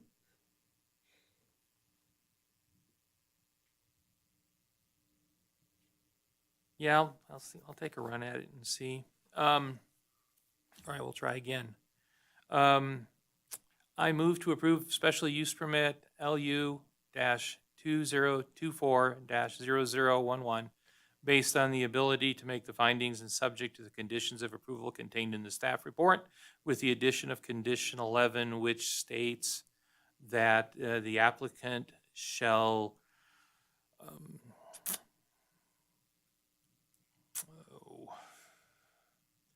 I'll go back to some of my original language. The applicant shall remove and replace some of the existing screening branches that would restore the cell tower to the previous aesthetic requirements in the previously approved special use permit.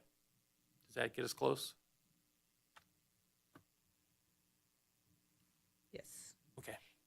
Okay, So there you go. okay, may I have a second? Okay, second by Commissioner Brooks. All in favor? Aye. Aye. Any nays? Nay. Okay, and need to, okay, and Commissioner Lloyd? Commissioner Cron and Vice Chair Lloyd? Were the nays? No. Commissioner Kilgore was a nay. Oh, was it Kilgore? Okay, sorry. Okay, and You then. guys are too far away. Just for the record, Mm-hmm. the reason that you are denying is, Citizen property and happiness first. okay, can you- That should be pretty simple to understand. Citizen before corporation? That one. okay, and Commissioner Lloyd? I do not feel that I have enough information to meet finding number 2. Thank you. Okay, and motion passes. Thank you. Thank you. Okay, now going on. Madam Chair, Yes. I need to step away for just a second. Yes, you'd like to have a recess? Yeah, if that's Okay. okay, maybe we do a recess? Yeah, let's do a recess and return at 7 o'clock. Okay? Okay. All right, thank you.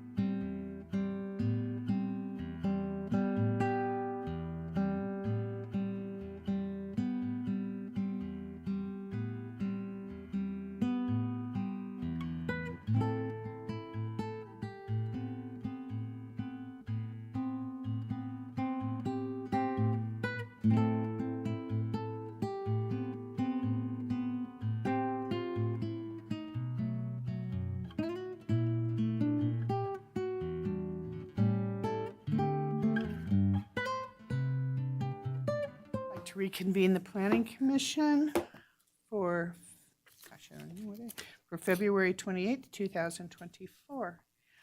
Next item on the agenda is item number 6D, ZA 20240028 for possible action, discussion, and possible action regarding a recommendation to the Board of Supervisors Board concerning a request for the proposed ordinance amending the zoning map change to the zoning of the property from public community PC to general commercial GC on a 1.13 acre property located at 2621 Northgate Lane, Assessor's Parcel Number APN 002-06205.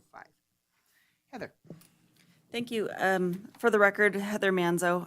So this property at 2621 Northgate used to be owned by Carson City. It was sold, I believe, mid-year last year. So it's no longer under Carson City's ownership.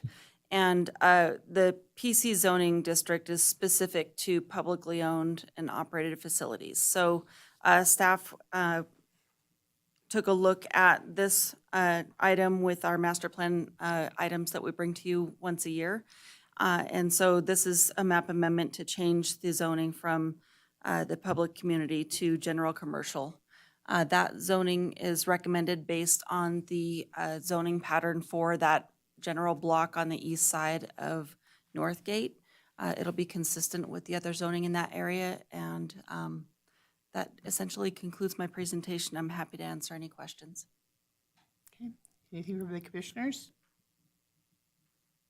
So we don't have an applicant?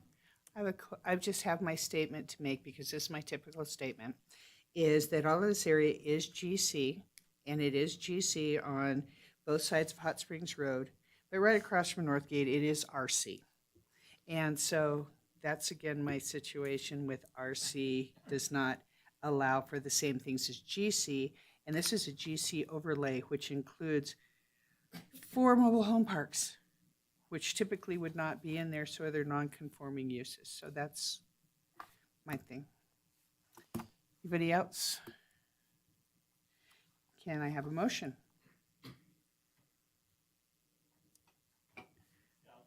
Okay. I move to recommend to the Board of Supervisors approval of the zoning map amendment ZA 2024-0028 as presented. Okay, second. Second. All in favor? Aye. Aye. Aye. Any, Public comment? oh, public comment? Is there public comment on this one, Maxine? Okay. All opposed? Any opposed? Okay, motion passes. That was almost too easy. Okay. Next, for possible action discussion, okay, nope, that's the wrong one. 6E, for possible action, discussion and possible action regarding the master plan update, assessment, and hope. Thank you. This is on your agenda based on last month's meeting. So on the 31st of January, you had a joint meeting with the Board of Supervisors and the consultant, and you reviewed the master plan update assessment. After that meeting, the consultant did make some changes, and you have those changes in front of you in the packet. And you had felt like you kind of ran out of time at the joint meeting to really talk about it.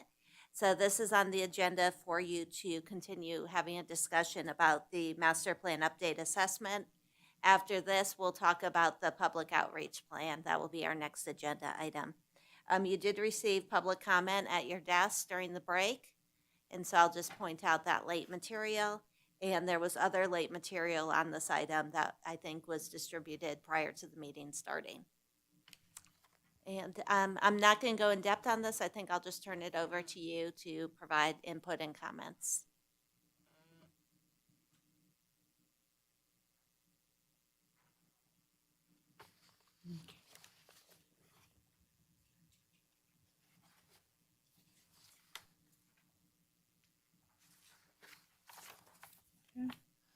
So just make sure, so we're looking for some comments basically on the document? Is that- I think what happened at the meeting on January 31st is you had the joint meeting and you reviewed this document. So you have reviewed this document, you have discussed this document with the Board of Supervisors. What happened, I think, when you then, that meeting was adjourned and you convened as the planning commission?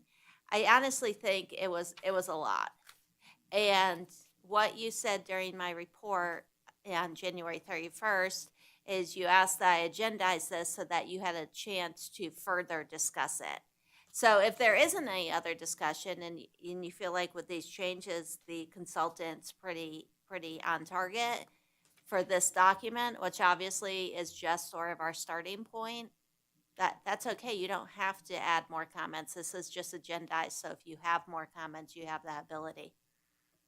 And I do. One of the things that we did, we got through pretty much the first part of the document, which is, let me make sure I got the right terms here. We did get through part one, the key themes. I thought we did. I had a few minor little changes on that, but we didn't discuss at all or get into the recommended updates at all. That's the second part of the project. We just didn't get there. And so I had some thoughts on that, and I'd be willing to share. Page 17. Under the item of, is this okay, Madam Chair, to keep moving here? Madam Chair, are we? Beg pardon? Can I keep flowing? Yeah. Okay, can I keep flowing? Yes, so page 17, under Chapter 4, Equitable Distribution of Recreational Opportunities.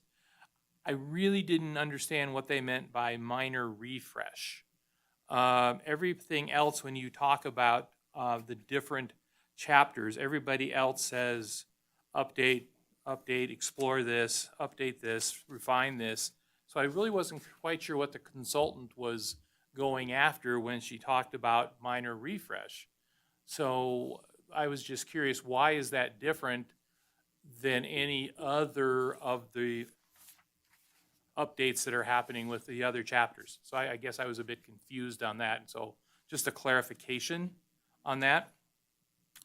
The other thing along those same lines is in the master plan, they have what's called an action plan. And I think that needs to be updated as well. I didn't know if that was a part of this scope of this work or not. Is that the matrix that you're referring to? Yes, that's the Okay, matrix. yes, that matrix will be updated. The matrix basically extracts the action items from the text, so to speak, or the narrative. And so, yes, that will be updated. That will be updated as we go along. Yes. Okay, then a clarification on, still staying on Chapter 4, a clarification. It talks about the Unified Pathways Master Plan 2018, and it's just a clarification, but the original Unified Pathways Master Plan, as indicated in the document, was adopted in 2006. Now, that particular portion of the master plan dealt with the valley floor, okay? So you talked about the connectivity of off-road trails, multi-use paths, interconnecting with the street bicycle system, but the 2018 master plan update dealt with the recreational trails in the hillsides around Carson City. So again, it's a little bit of finessing, but just letting everybody know that's what that was all about. Under Chapter 5, under Economic Vitality, I didn't see listed the Arts and Culture Master Plan. I think that was done back in 2016, I think. They talk about the new plan, and I've read the new plan, the Arts and Cultural Strategic Plan, and I like it, but they didn't reference that, and I didn't know if there was anything in the strategic plan that invalidated the original Arts and Culture Master Plan, but I thought that would be a nice addition to that. Let's see, I talked about those things. Specific plan areas, okay, that's fine. Also within the Chapter 4, again, one more thing on Chapter 4. They talk about within that, this is why I think the phrase bothers me when it says minor refresh, because there's some significant things in that section of Chapter 4. It talks about the city having 2 recreation centers, the city looking to move forward with 2 recreation centers. We really only have 1. So again, and it references also the Carson River Advisory Committee. that doesn't exist anymore. So, so again, I don't know what the consultant was meaning or how that came forward as just a minor refresh and what that meant. So if you could get some clarification from them, Hope, that would be great. Okay, and Commissioner Borders? Page 11.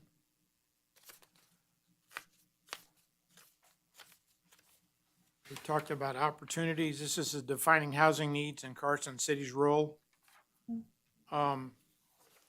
The fourth bullet, which is to explore additional opportunities for Carson City to partner with affordable housing developers as appropriate to increase the number of affordable housing units. That was part of what we had talked about in our workshop. But we also talked a lot about workforce housing. Right. And we didn't say, there's nothing in here about, and they're different, and we know they are. I would like to continue going down the workforce housing path in addition to this one, if we can. And I think one of the things is sometimes when we're with the affordable housing, it's housing that ends up off of our tax rolls. So that's another thing I think that needs to be considered.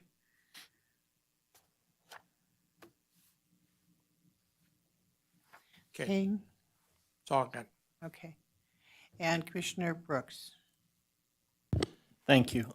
Chapter 6, page 13, there's an addition for the need to adapt to a changing climate. I don't want to get into the specifics of what is and isn't going to happen to the climate. I'm not qualified in that area, but I am qualified, I think, to recognize a vague phrase that can be used to justify all sorts of ideas in the future necessarily, or perhaps.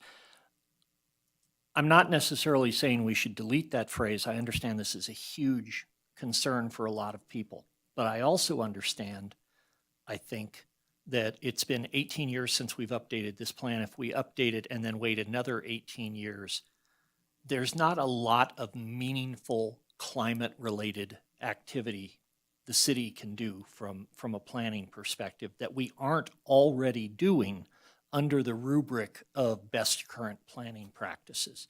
So I suppose I'm bringing up the point that having it in there, and here I'm leaning on my experience seeing other cities do this, a lot of money and effort can go into virtue signaling around ideas that may or may not actually be effective. And I'm worried about the phrasing leading us to emphasize behaviors that could lead to that. Thank you.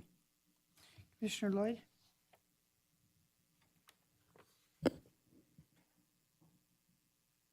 I like that phrase being there, just saying. I wanted to make a comment on page 18.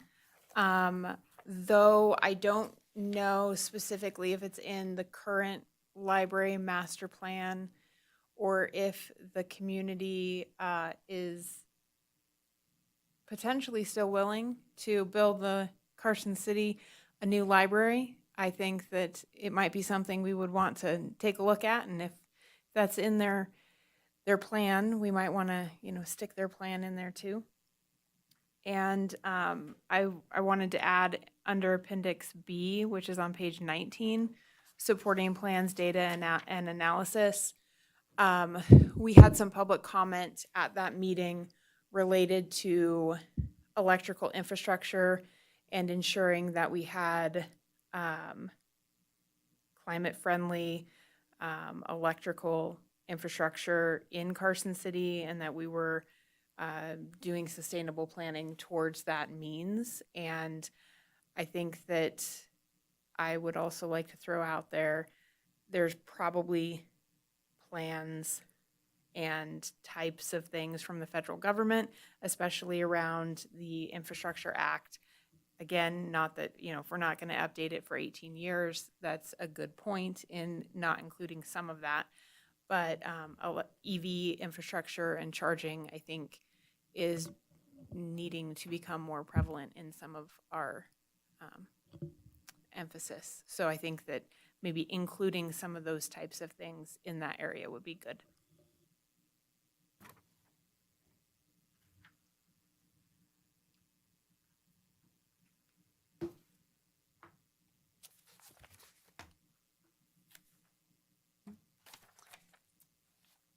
Any other comments? I had a couple minor ones. On page 7, under master plan gaps and opportunities, they talk about, this is talking about the eastern portal area, and they talk about the historic cemetery. Are they referring to the Empire Cemetery? That's the only one I could think of. Yeah, me too. So if you're talking about the eastern portal, at least what I view as the eastern portal, that Empire Cemetery is down by the BLM office off of Deer Run Right. Road. I'll So check the boundaries. yeah, just check on that, because I've always thought the eastern portal area was more Eastern. more up, kind of like, north of the landfill. And then the other thing, and this is, and maybe I'm misreading it, but on page 8, the introductory paragraph, this would be under 4, recalibrate mixed use and non-residential land use designations.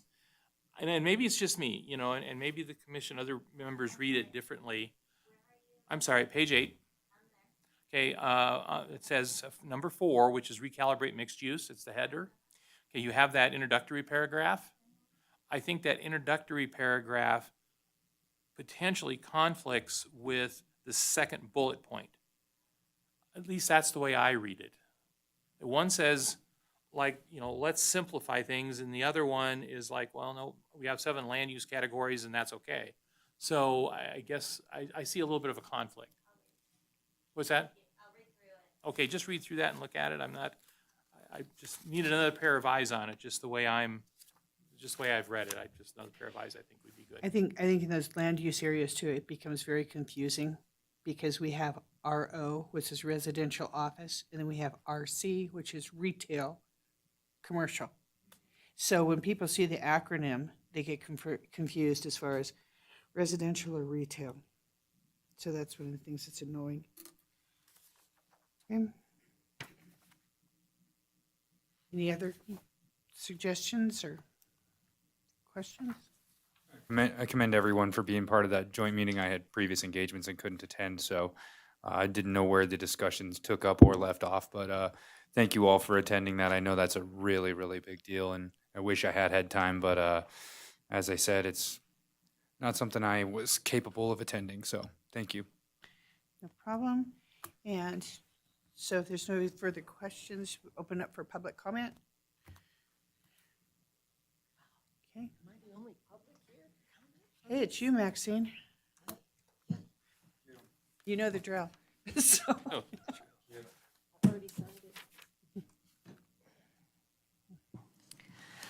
First of all, what do the people want? After all, this is the Carson City People's Master Plan. We'd like you to adhere to the statements that are already in the master plan, such as making the quality of life for its current residents the top priority for the city. Encouraging infill that blends seamlessly with established neighborhood, not ones that are surrounded by 6-foot-high wooden fences you can't see through, backed by a 15-foot wall of evergreen trees. If they want to be part of the neighborhood, let them be part of the neighborhood. Ensure that infill is of a scale and character that is compatible with surrounding development with appropriate height and density, similar setbacks and lot coverage, and connectivity to surrounding development. This is something that the developers don't want, but the people want. We want to see increasing quality in the development. Most of the developments look cookie cutter. They come right out of a book. Oh, let's go to page 35 and pick out a house. That's not what Carson City is about. We want originality and we want high-quality materials. We want to balance future growth with available water resources and sewer capacity and retention of public lands and acquisition of more open space.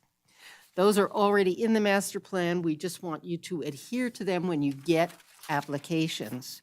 New items that we'd like to see in the master plan: more communication between residents, developers, and the city. We would like to see somewhere in the master plan that it says the developer must meet at least once with neighboring residents and talk about the plan.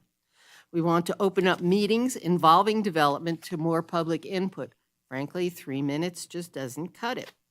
Allow public input from the beginning, like where the conceptual map meeting is. Once the developer's been through the conceptual map meeting, they feel like they've put enough money into their map, they're not going to make any changes unless they're itsy-bitsy minor ones. That's not what we want.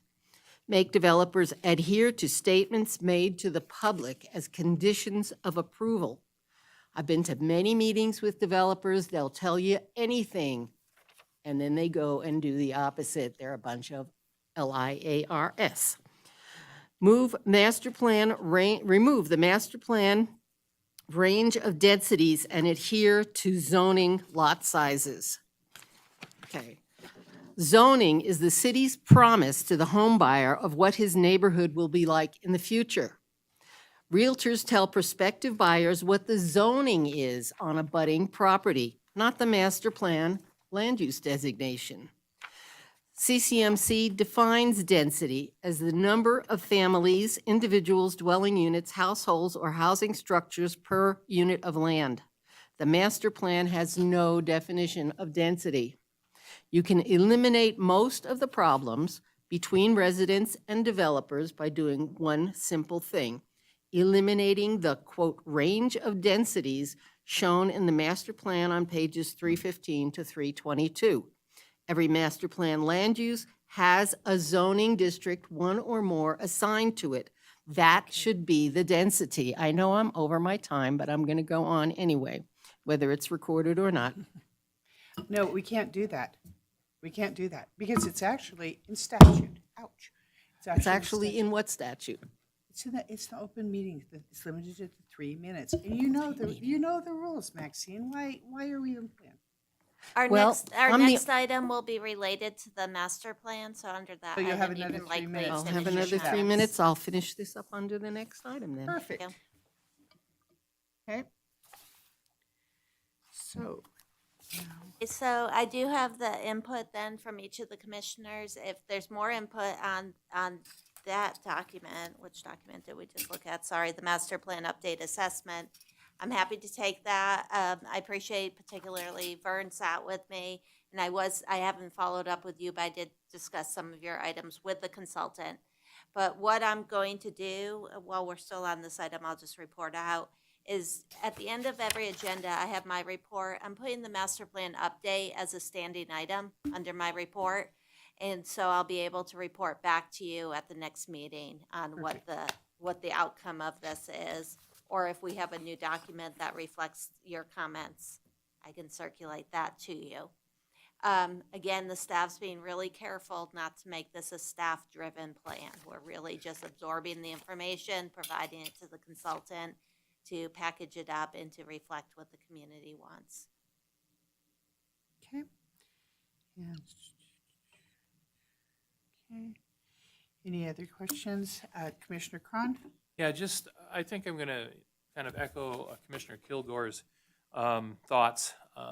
I think the consultants have done a great job of crystallizing a lot of this stuff, and it gives us a great place to move forward. And I certainly appreciate Maxine's efforts to come and share with us different things as well. And this is the opportunity to hear that stuff. So, I'm very interested in the public's outreach, but I think this document gives us a good place to center on, and we can move forward. I think with at least what I saw based on my notes takings that I did.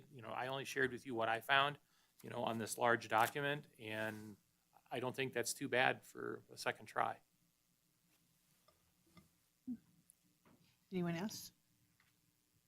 Okay. I second that. Seconds and thirds? Okay.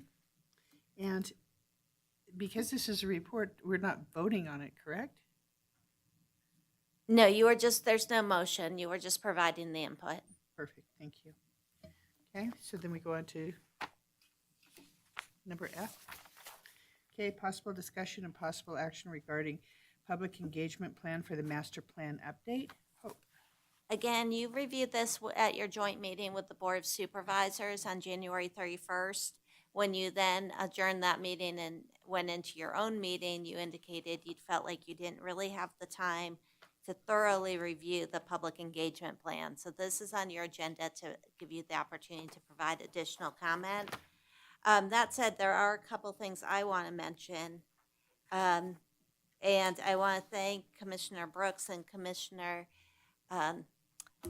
DeChristopher for reaching out with comments on the public engagement plan, and Commissioner DeChristopher for sitting with me, and just we were feeding off each other with ideas, I think, on how to improve public engagement.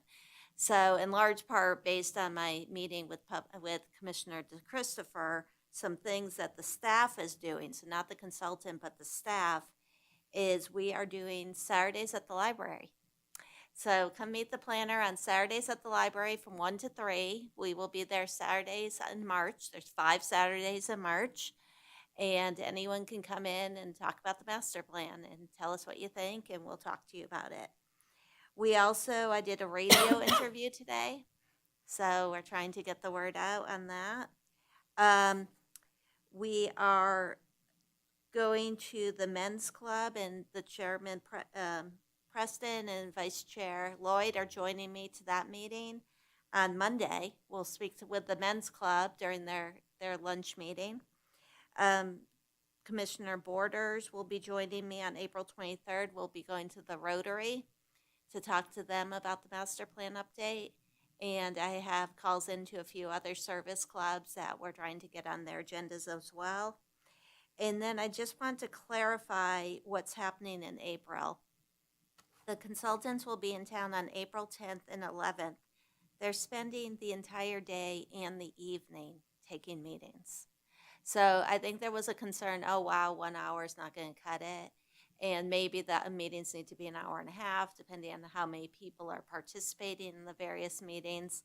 And we still need to talk to our staff has still talked to the consultants that, based on their experience, what do they see these meetings being in terms of attendance, and who should be invited to what meeting. For example, they have suggested a meeting up at WNC to try to attract student input. It may be a meeting at that involves the hospital or the medical community. So there will be a large community-wide meeting, and that will be in the auditorium of the community center on the evening of April 10th. So for those of you who are worried that there just weren't going to be enough meetings, not enough outreach, the consultants are going to give it 2 full days, and the staff is trying to supplement that effort and just get the word out to everybody and get as much information as we can. And with that, I'll stop talking and just listen to what your input is on the public engagement plan. Okay, Commissioner Boyd. Thank you. Thank you, Hope, for that update. I did forget to email you. I had 2 additions to community groups that I thought would be good. One was WNC, and I think that would be under infrastructure and public services. This is on page 3 for anyone following along. And the other would be Boys and Girls Club. For At WC, Where? they should be on there. Where? They're right there, under partner agencies. Where all the red addendums are. Mm-hmm. Oh, okay, okay. And then Boys and Girls Club, which is not on there, for sure. Although nonprofit organizations are. Yes. And I think the other one that I think that needs to be on here is probably the Association of Realtors, just so that it lets people know that there is a master plan, that there is the other things, and that they are more aware, instead of just saying, oh, that's zoning. So, we can take them on too. And the nonprofit is under housing specifically, but I think that we could have other nonprofits.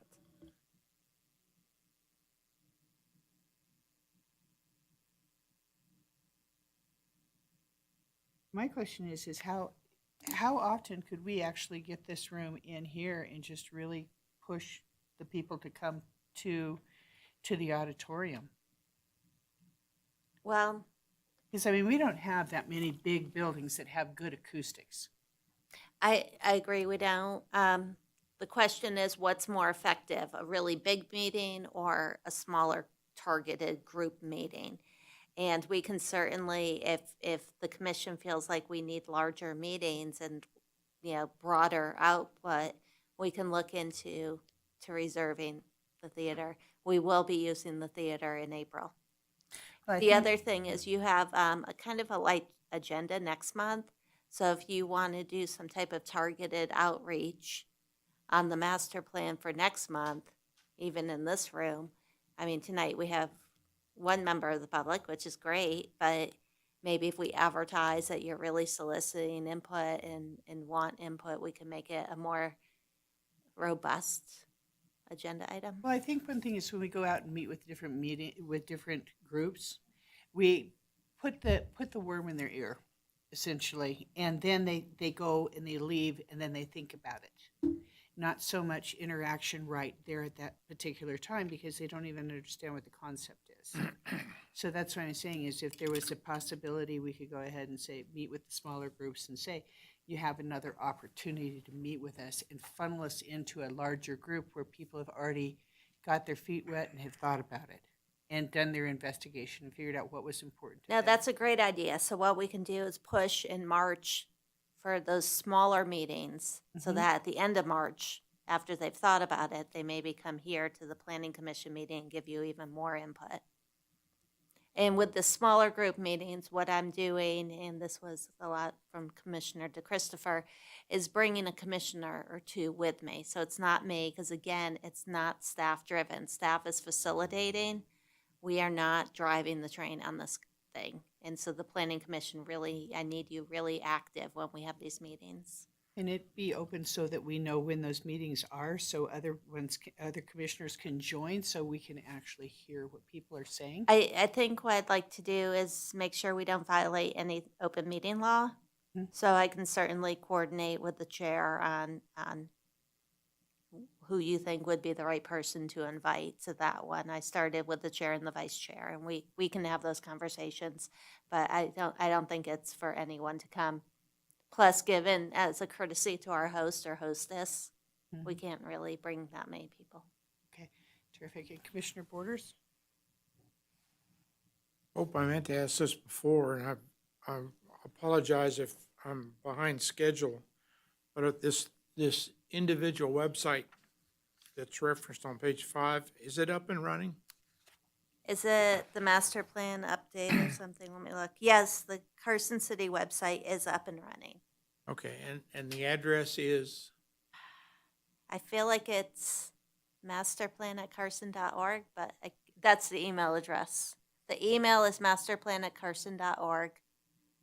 I need to double check if you go to carson.org and go to community developments in the master plan, there's a link okay. to the master plan update. I just think we need to make that more public. And will we be doing little blurbs on the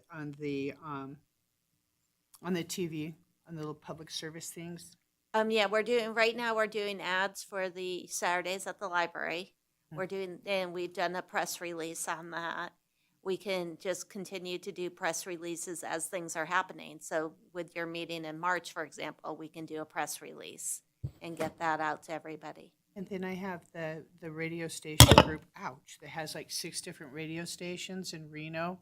They've actually contacted me and asked whether or not we would ever want anything for any of our, nonprofits and that type of thing too, public service announcements. So they'd be open to it, and I could give you a contact on them. Didn't that also come in our utility bill? I did not put in the utility bill. That might have been the streets meeting that they're having on Saturday. There was some piece of paper that it was on that we received. I don't know what it was, but. Hope also, if, when you're meeting with all these different groups, if there's a handout that has all these website addresses and things on it. Consultant prepared the handout that we'll be giving out, and they'll have little business cards with the contact Cool. information as well. So anyone who comes to Saturdays at the library, and then as we go out and meet with the groups, we'll have handouts, a one-page handout to give them, and a business card with the information about the master plan. Okay. Perfect. And Commissioner Cron. I really appreciated Glenn Martell coming in and chatting to this evening. And his organization is on our list, isn't it?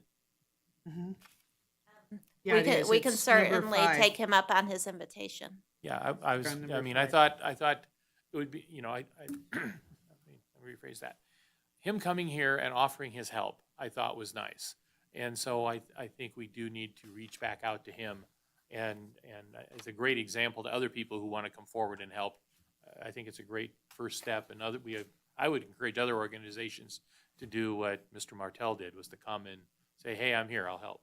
And so I guess that's kind of my public pitch for other organizations that want to help come and talk to us. Madam Chair, if I may, I also want to point out, we have a large Hispanic population, Right. or Latino and Latina. And we involved that population, some representatives of that population early in the process. On Saturdays at the library, for 3 of the Saturdays, we will be having a Spanish-speaking planner. And we really, really, really want any Spanish-speaking residents or business owners participating in this process. So we really are trying to accommodate any language barriers. And if somebody can't make it on a Saturday but wants to participate, if they just email to masterplan@carson.org, we'll arrange for our Spanish-speaking planner to meet with them. Perfect. Commissioner Lloyd.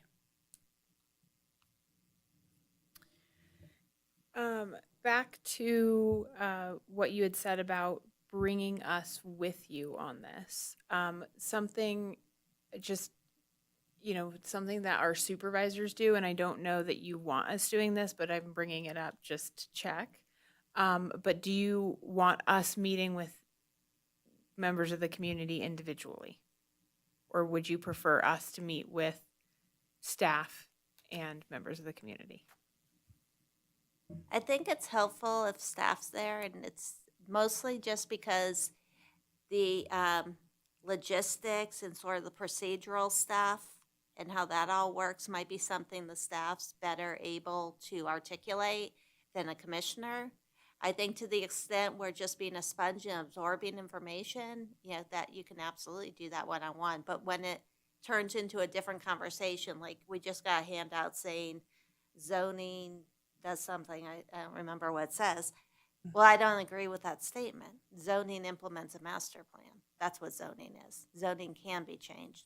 And so it's really important that factual information be out there, and I think the staff's in a position to provide that factual information. Well, I do know that, for instance, I'm involved in several different groups, and I've told them, this is up here. It's coming in here. Instead of being, saying that we never get involved, get involved. And so, we've been trying to do that. So I think any information that you can forward on to us, that we can forward on to our sphere, will help out too. So, Commissioner DeChristopher. That was actually a nice segue. It's been up for discussion, I know, a couple of times about how we go as an outreach. And I think it is important that we have city folks with because of the consistency, not just to have the expertise available, but I think with the lead time that we have and what we want to do, even though it's a revision, we all agreed at the last joint session, it's complex because it hits so many different areas. So I know I would appreciate that, having that available. But what I am trying to do is get people driven to those spots that make Absolutely. sense for them to have that interaction. What works best for them schedule-wise or content-wise. So I had asked if maybe we could have a PDF of whatever flyer it was. In the communication plan, they referred to a flyer. Because it's good enough to take to your church or your service organization and get it advertised. Okay. And then I did have a couple of quick other, I don't know if you can answer this one or not, and I apologize. I did not see that that it was actually open now. But I know I thought they were going to be asking questions or of the public that were coming in. Is it a survey? They're actually not doing a survey, and I talked to them about it. So it's just a push. It's pushing information, not, okay. Right. Okay. All right, so that answers that question because then I assume there's no place for comments. No, anybody can comment on, They can. we have the email address, masterplan@carson.org. Oh. And you can also go to the website and sign up to get all information about the master plan update. And to get to the website, just go to carson.org, then go to community development or just Google the master plan.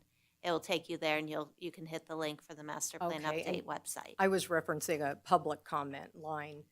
And the only reason I mentioned that is in the past, having dealt with that type of a tool, it's awesome until you have people making comments that are inaccurate and providing misinformation. But it sounds like we don't have that because that can become a full-time job, and I don't think any of us want Clary on spending their time there. So it sounds like we have that gone, taken care of. They have to email direct to, okay. Thank you. Okay, Commissioner Brooks? Thank you.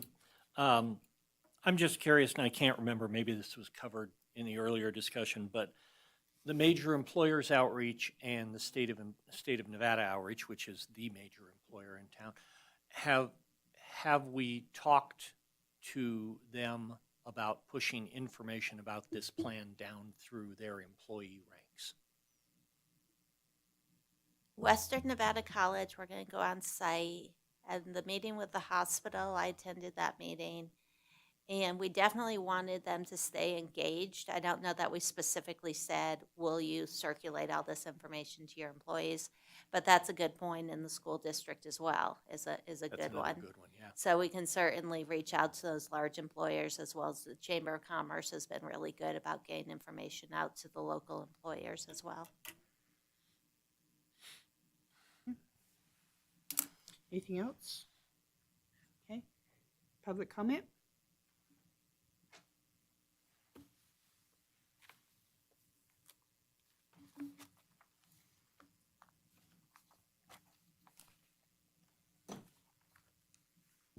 Maxine Neitz for the record. I'm glad Hope mentioned the Hispanic community. I didn't see your list of organizations. I hope the Senior Center is on it. And I hope that the Native American community is also on it. So those would be two good ones, I think. Also, I'm doing a presentation, an information presentation on the master plan on Saturday, March 16th at 1 p.m. at the Ormsby Room of the Sheriff's office building, and it's free to attend. So that's another outreach. And I'll continue where I left off. For example, low-density residential has a range of densities of 0.2 to 3 dwelling units per acre. I'm not sure how you build 0.2 of a dwelling unit, but it also corresponds to zoning districts SF21, SF1A, and SF2A. Okay, for the 3 mixed-use districts, it's time you assign zoning districts to them or eliminate them altogether. There don't seem to be any of that built in this town. You can eliminate the problem between residents, a big problem between residents and developers, by using the density of the zoning districts to completely define the allowed lot sizes, not this range of densities that you show on your charts. Let the density defined for each residential district be the density allowed by the zoning district corresponding to that master plan land use. For example, CCMC 1804-190 defines the minimum lot size for SF21 as 21,000 square feet. Now, the developer of property master planned as low-density residential would not believe that they can establish 14,500 square foot lots. Each developer will surely, though, know that the minimum lot size is 21,000 square feet. as the zoning provides. Developers will not expect to get more lots than the zoning allows, which they always do. They buy the land, they know the zoning, and they always want more lots. Residents will be assured that the abutting zoning is being adhered to, which is the big complaint among most residents about subdivisions going into this town at this time. This is easy to do, just to remove that from the charts, and it will stop a myriad of problems and issues regarding subdivisions and the approval of subdivisions. People expect the zoning to be adhered to, and the developer thinks that the range of densities shown in the master plan is his gift from God. So let's square that up and say zoning is the rule. The zoning size will be the rules. And I think you'll find that you have a lot less problems. Thank you. And Maxine, you're going to be doing this presentation for Build to Win? Yes. Okay, on what date? Hmm? What date? March 16th at 1 p.m. at the Okay. Ormsby Room in the Sheriff's Building. Okay, and that's going to be the same time that you're doing the library, correct, Hope? Yes. Okay, and then you're going to be doing the following weekend? We're doing every Saturday in March from 1 to 3 at the library. If we get snowed out this weekend, which is possible, we still have 4 Saturdays in a row when we'll Okay. be there. Yeah, because what I suggest is that you get one of these flyers and have your group, after you speak to them, whatever, to come in here and do the Saturday meeting too. To come to Because- the library meetings? Of course. Sure, yeah. Yeah, Our definitely invite goal you. is to educate the citizens about what's going on in Perfect. Carson City. So, Perfect. That way they can, have some different information too, you bring them in. So, thank you. Anything further? Any further public comment? No? Seeing none, staff reports? Okay, so we included in the packet the list the chairman gave me. Do you want to speak to that, Terry? The list of the state buildings and the buildings leased by the state of Nevada? Right. In that report, this is the list that I had compiled just on January 31st and shared at the joint meeting of the problems that we were, some of the things that we were looking at. And I did this for my company. And this is actually indicative of any building, and it doesn't matter what the zoning is, because you'll see the zoning is actually put off to the side, of 7,500 square feet or more that is currently vacant in Carson City or anticipated to be vacant. And we have it broken down as vacant space in major corridors. And one of the things that I found that was kind of disconcerting is with the state buying those 2 buildings, it actually takes off of our tax rolls almost $250,000. And so that is a concern. In addition to that, it shows that those buildings are out around the perimeter. And currently around those perimeters, like we saw today on the Arrowhead Drive, most of it is either industrial or light industrial. And so that is not currently conducive to things like commercial developments that usually state offices have, restaurants, gas stations, different things like this. The leased buildings that are vacating for 2023, you'll see that there is almost 250,000 square feet because there's smaller ones. Well, and there's also the Buffalo Wild Wings. We put in all of these different properties that are vacated or pending vacation by 2025, and that's almost 250,000 square feet. We break down the different large vacant space in the corridors, the City Center Motel. We have the Ormsby House, of course, and then the Kmart building, which are the main ones, but still, it still shows that we are going to have over 1 million square feet of vacant space, less the Ormsby House and so forth. It still is 643,000 square feet of vacant space. And that does not include the smaller spaces that run from 1,200 square feet up to 7,500 square feet. So the reason I put that together is that most of these buildings are older. They are in mixed-use areas. They are in areas that are surrounded by things that are currently non-conforming uses that don't hook onto the current zoning. And they're, like I said, they're surrounded by non-conforming uses of buildings and businesses that have been going for years. So I would like to have some of these areas looked at to say, okay, if this has been surviving in this area and doing well, why aren't we opening it up to that kind of zoning? So that's basically what this is all about. So if you have any questions, Sina. I would also just like to add to that. I think that this is where I would want to encourage us to get creative and really think about ways that something that, yeah, it might not be, I'm just going to generalize here, but like if it's zoned retail commercial, would we generally make that into housing? No. But maybe in this situation we could, and maybe in this situation we can make exceptions to rules so that we can encourage development in these areas. Other states, other locations have done that and have done it successfully. And I think that this is an opportunity for us to look at these areas and think creatively. Yeah, Commissioner Kilgore? Just a question on your reports there. Did you say 1 million square feet is the projection It already is almost 1 million square feet by 2025. by 2025? And you said that doesn't include anything from 12,000 up to No, from anything under 7,500 square feet. anything under. Okay, so you're saying it's These far are the bigger more. properties.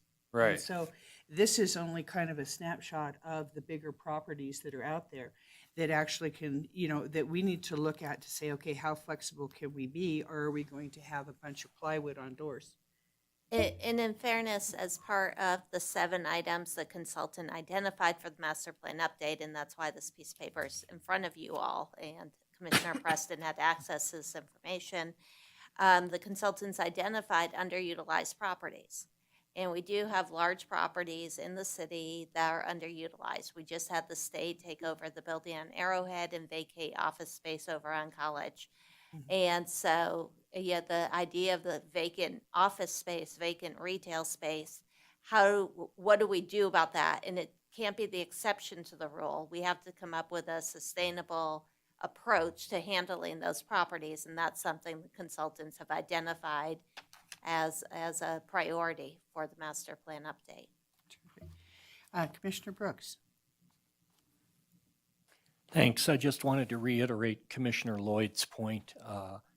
I don't think we need to necessarily reinvent the wheel when we're looking at some of these distressed commercial properties. I don't think it's a matter of suddenly dramatically rezoning to, well, we're going to do 5/1s all the way up and down Carson Street, right? But commercial, ground floor commercial with residential above is an extremely popular development form factor and might or might not be a better use of these properties. It's not ultimately, I think, and maybe I have a wrong-headed opinion of this. I don't think it's necessarily the city's place to figure out the right or wrong use of the properties. I think it's the city's place to develop a master plan and zoning guidelines that allow private capital and developers to come in and say, yes, this could work here. It couldn't work before, and now it could now. So anyway, long-winded way of saying yes to what Commissioner Lloyd said.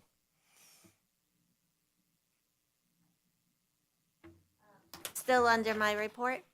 Yes, We could go still on. under your report. I want to introduce you all to Mackenzie Ray. She's part of my staff, and she recently graduated from Chico State, so this is her first job out of undergrad, and we are little by little exposing her to planning, and she put together this presentation. What this presentation is, it's the residential development and entitlements since the last master plan. And so it's a really interesting presentation. So it starts in 2005 because I figured the master plan was adopted in 2006 and probably didn't capture the 2005 data. On this very first slide, what you're going to see is the geographic distribution of these projects. And I think it's fair to say they're geographically distributed throughout the city. with the exception of the Carson River area and sort of the southeast corner, which doesn't lend itself to intensive development. You're going to have, a single family house on a 5-acre lot or something out there. So you'll see that we really haven't had it concentrated in a single location. And even driving the consultants around, I took them to the north, to the south, to the east, to the west. There's projects everywhere. We're going to go through this and briefly, and just the first are the residential projects that are fully constructed. When I say fully constructed, there may be a vacant lot or two, but it's essentially fully constructed. Again, a pretty good distribution north to south, and really highlighting, I think, the concept of the infill development when we look at the map. And when we look at what these projects are, some from before my day, Autumn Village Senior Apartments, that was entitled in 2005. It's over on East Long. They did 42 units and they built it in 2007. Southgate Apartments, that was a housing authority project over on California, and they did a 48-unit expansion, and that was entitled in 2007. Richards Crossings, a little more current, that was 39 units in 2005, built in 2016. Schultz Ranch had 4 phases, and there was a 5th phase, and then the 5th phase, they said, no, we're not going to do a 5th phase, we're just doing 4 phases. So the 4 phases were, the final maps were recorded in 2014, 16, 17, 19. Well, then once Schultz Ranch was pretty much built out, they said, oh yeah, we want to do that 5th phase. And so they came in for the 5th phase in 2020, and so that got its own entitlement. And that's essentially built out. Bella Lago Apartments, were you here for that, Commissioner Borders? Yes. Me too. That was one of the first projects we had in 2016. And that was an expansion of 64 units to an existing apartment complex. We had Caroline Townhomes over on Robinson and Anderson. That was 7 lots. And those are fully built. Nichols Lane Apartments, that came in, didn't get built, came back in and did get built. 8 units over Highway 50 on Nichols Lane. Jackson Village behind J.C. Penney, that got entitled in final map was 2019. They're nearly built out. And those are the 2-story, and they're really fun colors. If you look in there, so those actually would probably rival a tiny home. They're pretty small homes. 400 West Clearview, that's 370 units. That's Carson Hills Apartments. So that was entitled in 2017, built in 2019 and 20. Mills Landing, that was off William Street, so east side of the city. And they had phase 1 and 2 totally built out with the recorded maps in 17 and 19. Valley Springs Apartments over on Hot Springs Road, that is affordable housing that was built. The same developer is currently pursuing the project on Roop. And so that was, the building permit was issued on that in 2020, and that's fully developed. Emerson, you all did that fairly recently, and the final map recorded in 2021. And they're pretty close to done. I think they're doing framing on the last couple units. And those again are. Did we ever end up with them owning the street, or is that a city street? The supervisors put it under the city. Yeah, that was this came up when we had the big street controversy about what are we gonna do. And Right, this came through at the same time as the townhouse projects down off Silver Sage by Southwest Gas, and they had the exact same situation. And the board agreed, I believe, to accept the streets in exchange for some maintenance fees being paid. Okay.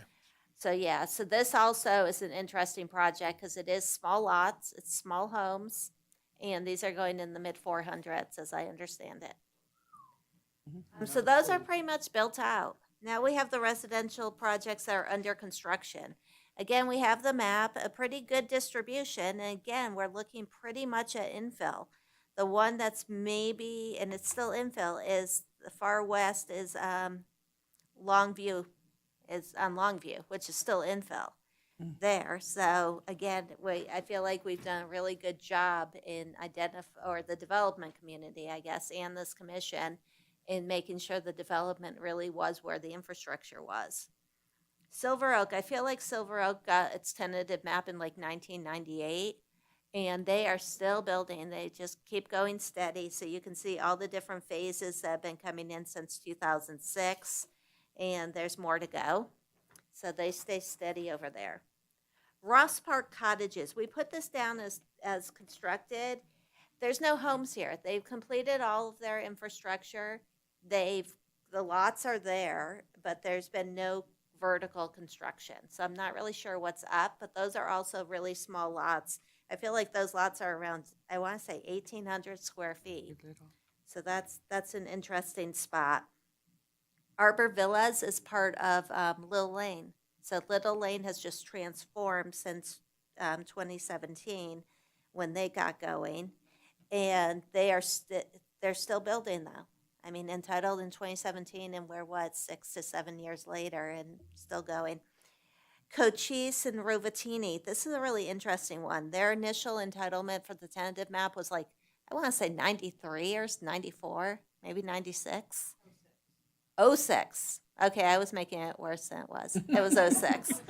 Okay, 06. Then they got the map done in 2019, and they did the improvements. They have not gone vertical. These lots, I think, are around 3,600 square feet is my recollection. So again, really small lots here off Curry.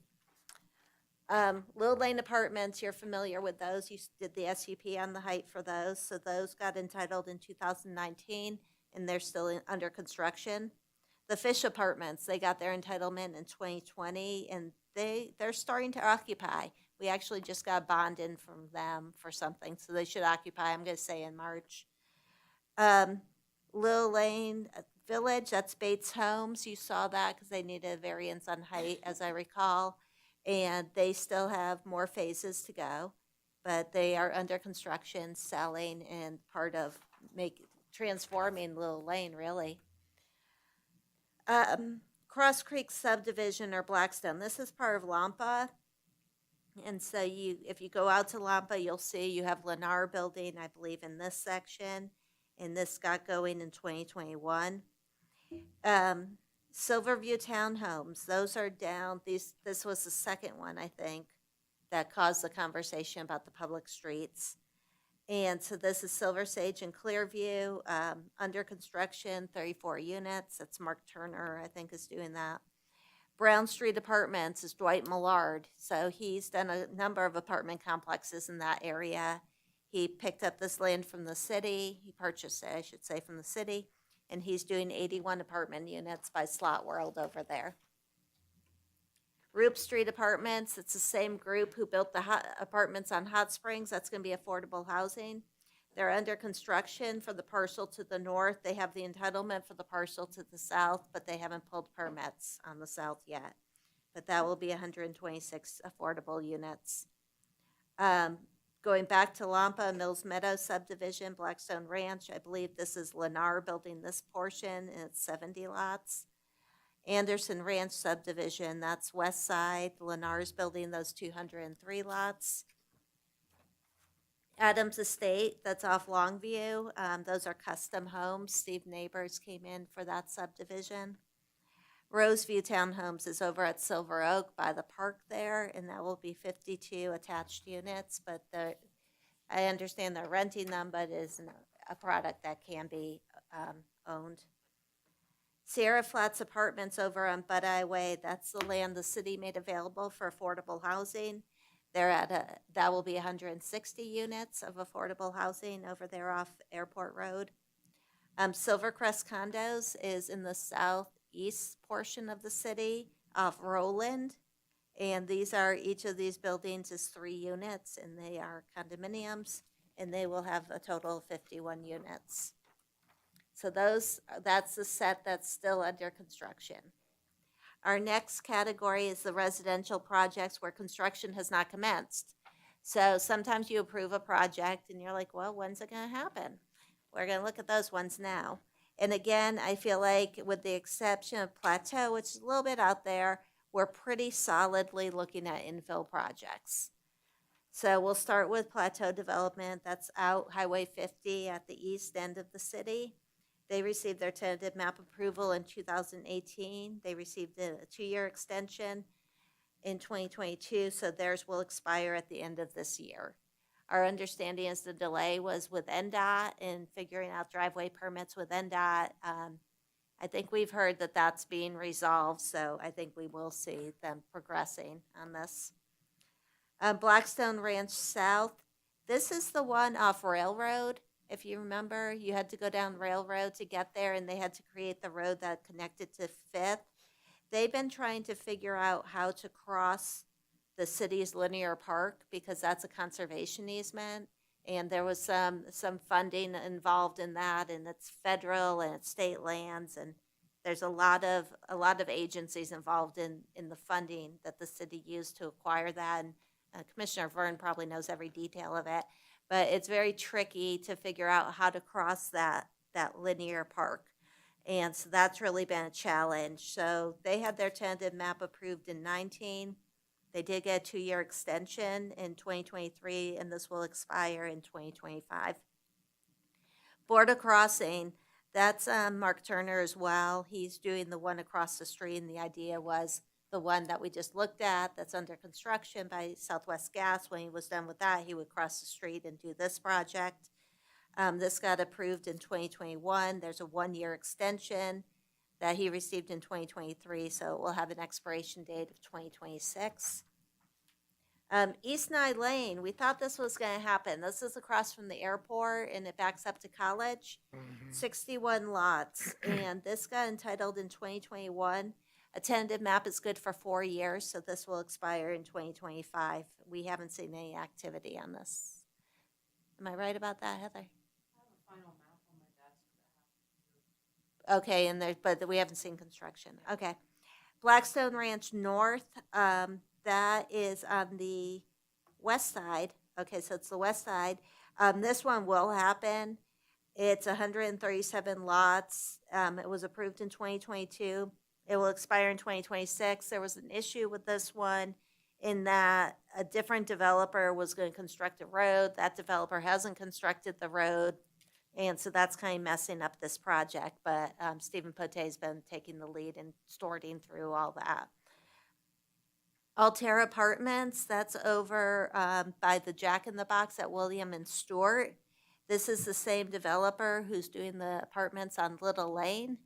And so they got their entitlement in 2022. They received a 1-year extension in 2023. And so this will expire in 2025, but this will be really exciting to see that site developed. Ash Canyon subdivision, that is, where are we? Oh, this is the one that's It's just next to Anderson Ranch, the one Yes. that the fire department and us got crossways with. Well, there we go. I had nothing more to say, right? Okay, let's move on. Okay, I didn't know that fire department thing, but okay. That's with sprinklers. They wanted to have all the units sprinkled because They the got it too. roads were too close. And they got it, yeah. So this one, my understanding is it will be constructed, and the developer is pursuing it. So that's Ash Canyon subdivision, 41 lots, and as you said, just south of Anderson Ranch. Lampa Ranch North Apartments, this is east side. Tanamera's in on this one. They built the Carson Hills Apartments. They think they built them for somebody else, so I'm not saying they have the same client. But this would be 306 units. They got their entitlement in 2022, and the building permits are in review. For Lampa Ranch West Apartments, this is at the corner of 5th and Salomon. And I think it's a vacant lot on the corner too. This is Ryder Homes. It would be 360 units, and the building permits are in review, so we may see movement on that. Silver Oak Apartments, these are the ones, you see this parcel, I feel like every couple of years you see this parcel. And it's always for apartments. So the latest approval was in 2023 for 178 units with an expiration of 2025. I don't think we've seen any activity on that piece of land. Stafford Way Apartments, you've seen that twice, actually. One, I think, expired, and then somebody else brought it back in for 12 units, entitled in April 2023 with an expiration of 24. And I don't know if that will get built. Blackstone Ranch Phase 2, that is, I'm trying to get my bearings on this one. Okay, I know what this is. So this tentative map got approved in 2023. The expiration is 2027 because the tentative map is good for 4 years. And I don't believe there's been any construction permits activity on that one. So that's kind of, I thought this was just really interesting. I want to share it with you. And Mackenzie did a great job just researching all the entitlement dates, all the final map dates, all the unit counts, figuring out who had to get renewal, who was expiring. And I think it's a really interesting document. I think we're missing one. We're missing the one behind Reds. That expired. Okay, it's expired. Okay. Stewart Street, that's Stewart Street, yeah. Is it expired. Mackenzie gonna be Heather 3? We're teaching Mackenzie so she can be Heather 3. Okay. Yeah. But you don't have to answer to Heather. Okay? Yes, Yeah. thank you very much. Good deal. For your next meeting, right now you have a special use permit for residential use in a non-residential zoning district over on East John Street. And of course, we'll have the master plan update as a standing item. And we'll try to get as many meetings, community meetings as we can in March and drag you all out with me. Feel free to drag me with you. If you have suggestions of people we should be reaching out to, just shoot me an email and we'll get the meeting set up. Happy to do that. And that's all I have. Great, thank you. Okay, anything else from the commissioners? Okay, then this meeting is adjourned. Thank you. Public comment. Oh, we don't have You still have to ask. public comment. Mackenzie, you want to go ahead and be the public? Okay, then we're closed.